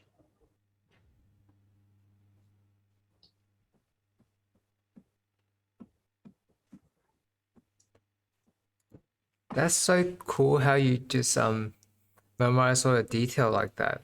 I can't do this by memory. Oh, it's not really a lot. Like, it's just oh no, I just think about like when you look at somebody, or when you look at just at anything, or when you're observing, just think that you're gonna draw it. It helps you to hold on, like really pay attention to things. It's different because I'm sure you notice a difference when you're observing. If you're actually drawing it, you pay attention to a lot more things. Yeah, that's true. If you just kind of stay in that mindset,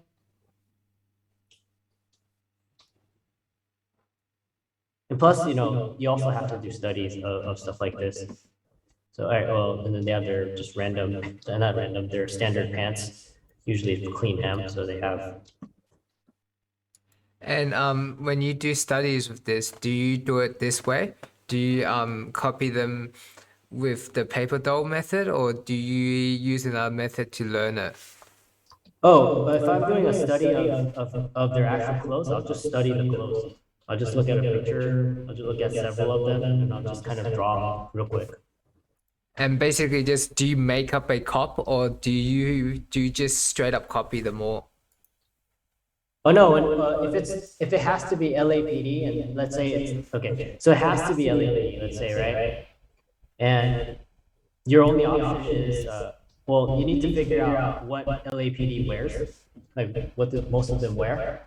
Maybe you see, variations of what they wear. And then even if somebody's wearing a uniform, right? Everybody wears their uniform differently. Even if you try to get everybody dressed the same and everything, there's still some individuality there, unless it's like the military. Even the military, the face has got to be different. I think the higher rank you get in the military, like rangers and stuff like that, they get to customize their guns. So there's always something, like personal about it. Does that make sense? Yeah, it makes sense. So even though I'm designing something like a police officer and he's LAPD, first of all, his body type, everything that's going to make him different. And then he's going to wear his uniform differently. Like, maybe he doesn't really care, or he's like an officer, but he doesn't take care of himself. And it'll show the way he wears his uniform. Like I can add more wrinkles and stuff into his what's it called? His pants and stuff like that, because he doesn't take care of his clothes. He's not like an officer who really cares. Even the way he wears his he buttons something up. It's just small details. Like if a button is kind of messed up, or maybe it's not buttoned properly, that shows a little bit of character. Okay, I'm gonna give it a shot this week. Yeah, just there's lots of little elements, is he, what kind of, does he wear glasses? Does he wear shades? What kind of shades does he wear? Why does he have a crew cut? Is he, what was he, left, right, left? They usually wear their watch on the left. Small details. His hair is short, and then maybe on part of the arm you see maybe a tattoo that says USMC or something. Yeah, that would be so cool. Or like some kind of some Japanese well, maybe not Japanese. I don't know. Japanese tattoo could look cool. I always like Japanese tattoos. The what? Japanese tattoos. Yeah, like Japanese tattoos. Yeah, so like tattoos can have a meaning, like why, if he has a USMC tattoo or some kind of military tattoo, somebody will look at it and be like, oh, okay, well, he was a Marine, you know right away. I mean, he has a simple trope or a simple kind of thing. You give him a scar across his face or some kind of scar. Yeah, it looks cool. That looks cool already. It looks cool, but it's like, oh, he's hardcore. But the thing is, like, even something like mundane, as LA, like, somebody who's wearing just a uniform, and he's just LA, like simple LAPD. And Emily says T drops to say it kills him, like it killed a man. Yeah, it killed a man. Like a T, you know how like those rappers they have like teardrops, like yeah. Yeah. Yeah, I mean, I think those tattoos are really ugly, but like you see, those are things, he has he I think that's basically all. I can play around with the placement of the because I can make him look dumpier by just doing this.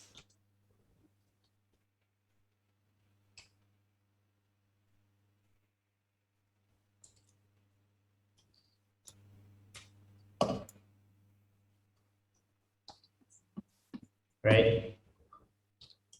So if you're stylizing even more, you can play around with the proportions more. No, it's so cool. I can see the Eric underneath still, but it's like but it doesn't matter. Like as in, I can see the shape. I can judge the design so early on already. Yeah, I want to keep like I don't like after this I can figure out how to how I want to pose them and all that kind of stuff. And let's say we're really Control Shift E. You're really stylizing, so let's just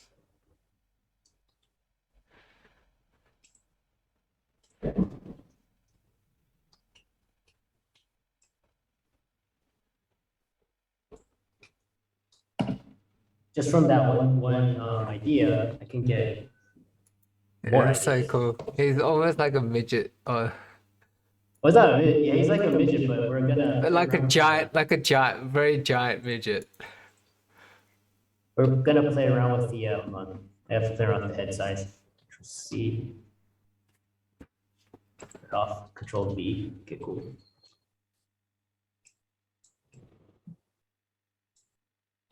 Oh yeah, I can see him now. Like yeah, he's like really buff, like a bouncer almost even. Yeah, but this is more even a more cartoony style. Yeah, yeah, I can see that. So it's like, okay, here's my new cop.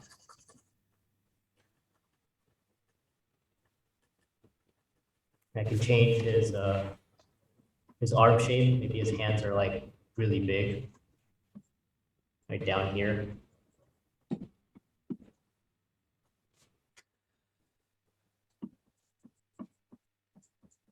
And since I'm losing some stuff, let's go back in and outline it.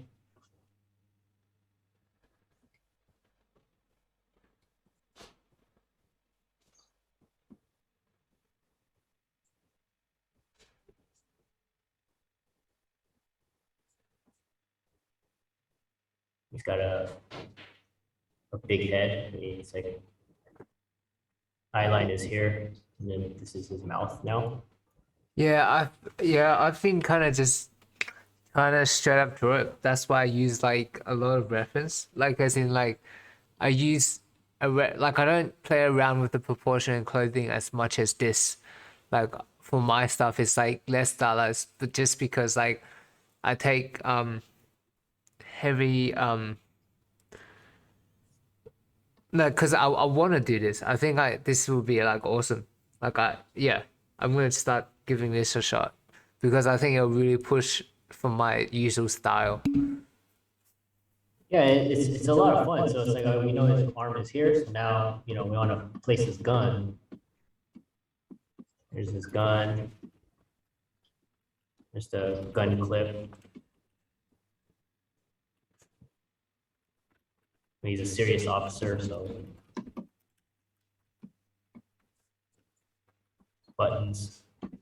There's his, not utility belt, but there's his radio up here.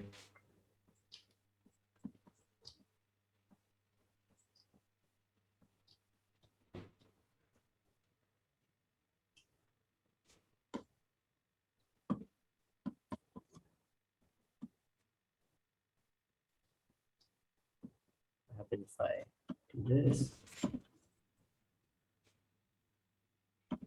I think if I make it wider, it'll work.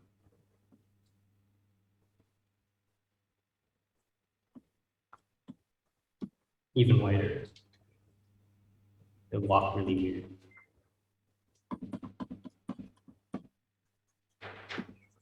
So like I said, at this point, I don't really know. I just kind of play around with, I want to keep my drawing, like I said, as malleable as possible. So nothing's really precious. There's this watch. Do you save the last version, or oh, you do save each and every version? Yeah, in case I want to go back and look at it. All right, see ya. So I Control Shift E. So I'll take this.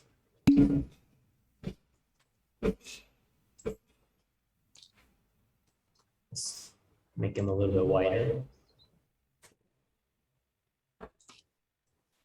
Stockier. Cool. I like this. Now I know what I want to do. Or I kind of like where this is going, but in terms of proportion, I know what I think I can do to make it look better. And it's just make his legs a little bit longer.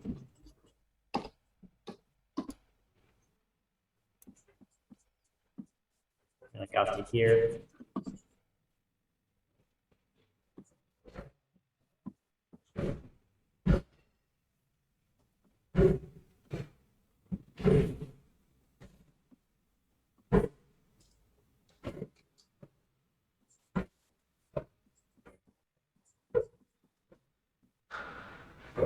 you can do tons of these. You know what I mean? Very fast.